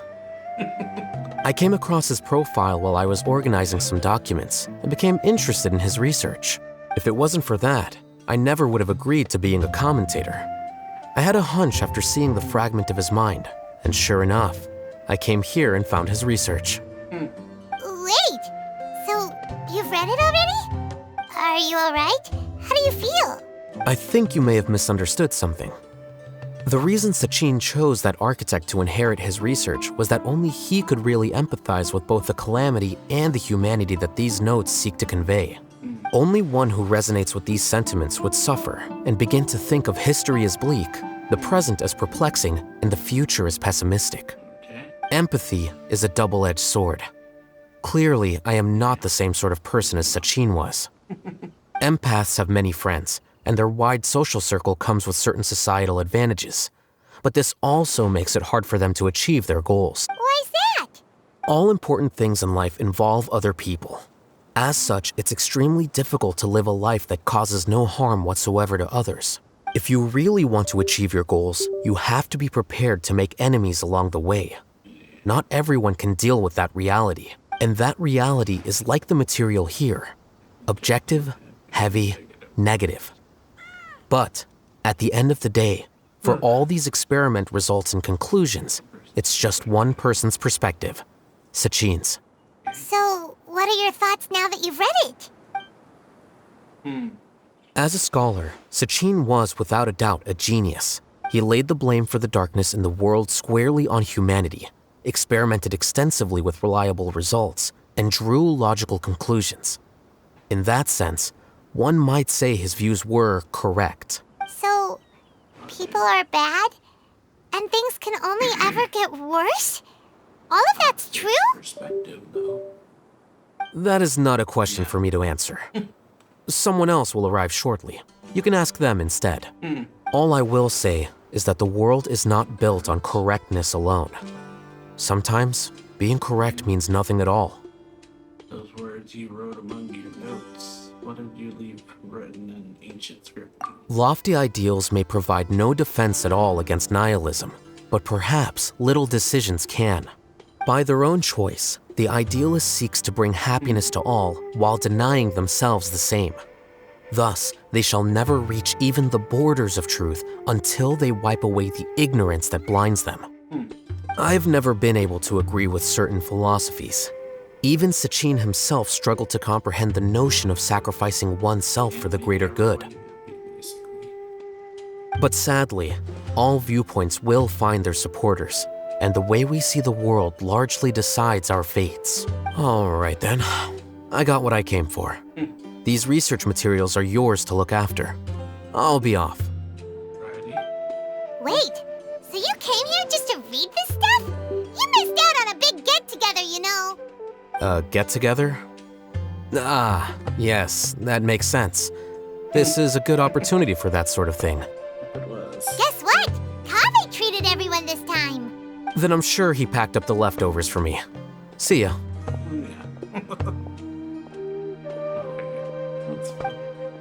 And there he goes.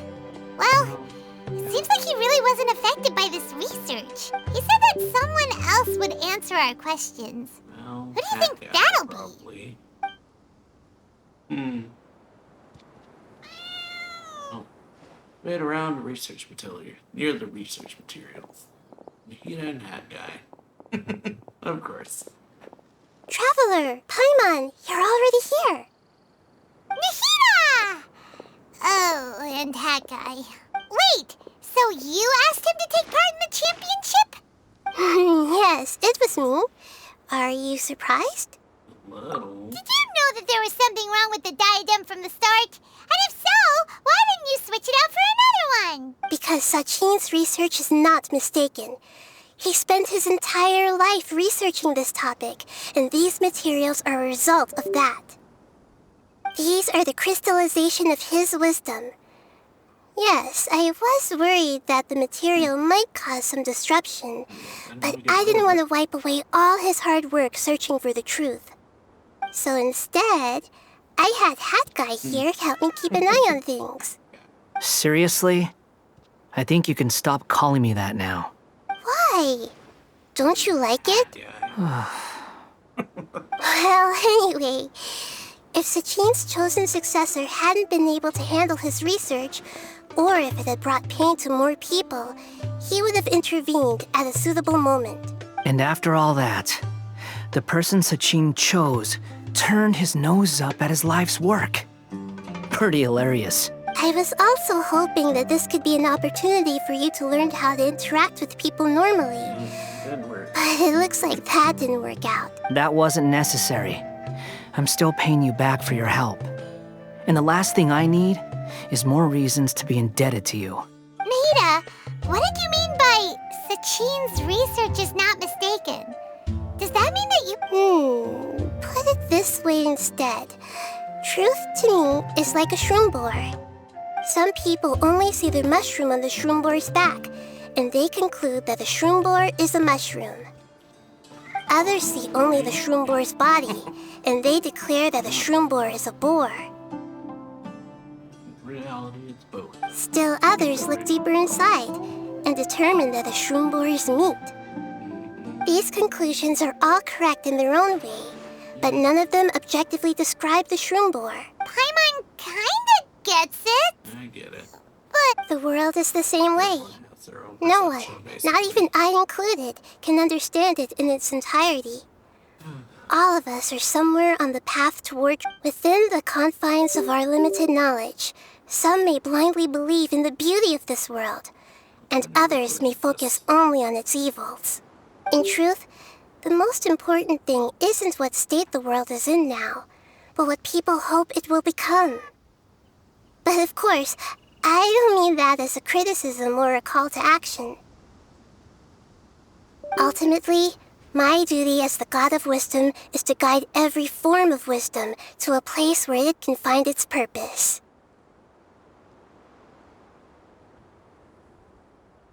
That was a long speech. So what are you actually going to do with these research materials? Also good question. Because Kaveh, as the successor of this research, does not wish to see these ideas disseminated, I will seal it up. But even though Sachin's research could be considered negative wisdom, it is still a building block of the truth.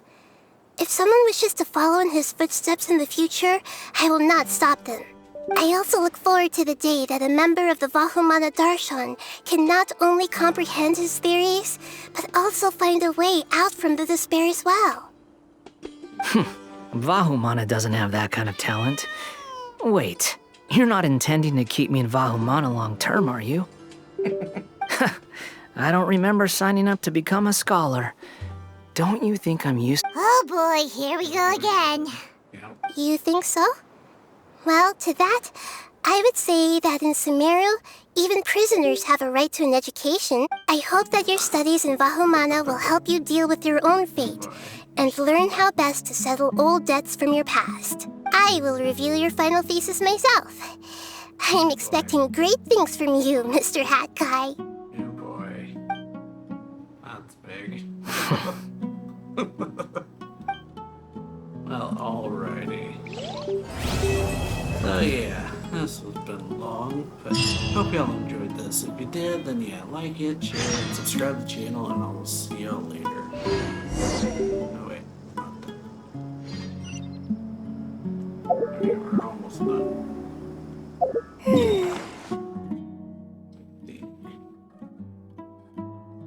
But yeah, okay. Let's see. We'll go over and see, I guess.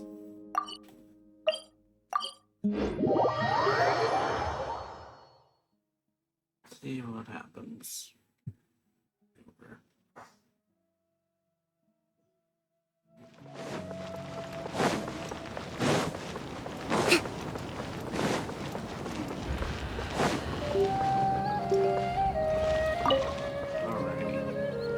Where were you while the rest of us— I don't recall being obligated to report my whereabouts to you. Did you go find another hidey hole to read in? You need to change your ways, you know. You can't survive on books alone. Surviving on meals paid for by you would be harder still. You? Whatever. It doesn't take a genius to guess what you've been up to. You were investigating Sachin, weren't you? It was obvious from your notes.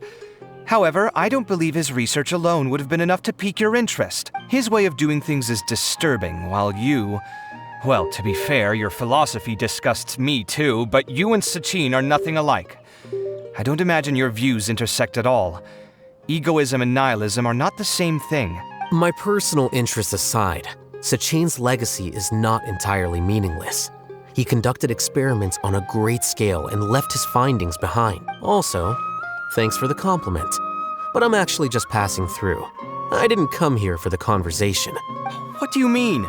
What topic of conversation could be more sacred among scholars than the exploration of differing philosophies? Well, based on what I've learned, Sachin and his disturbing way of doing things, as you put it, is very likely to have met your father 20 years ago. What did you say? We did say... Wait, so... No. Surely that doesn't mean... So that's why he thought I looked familiar. My father must have gone into the desert due to his influence. I'm afraid so. Wow. Good thing I shattered that diadem. From now on, nothing like that will ever have to happen again. The boundaries of knowledge are ever expanding. Someone else will inevitably pick up the same line of research one day, and Vahumana regards it as a reasonable research direction. Oh, not this again.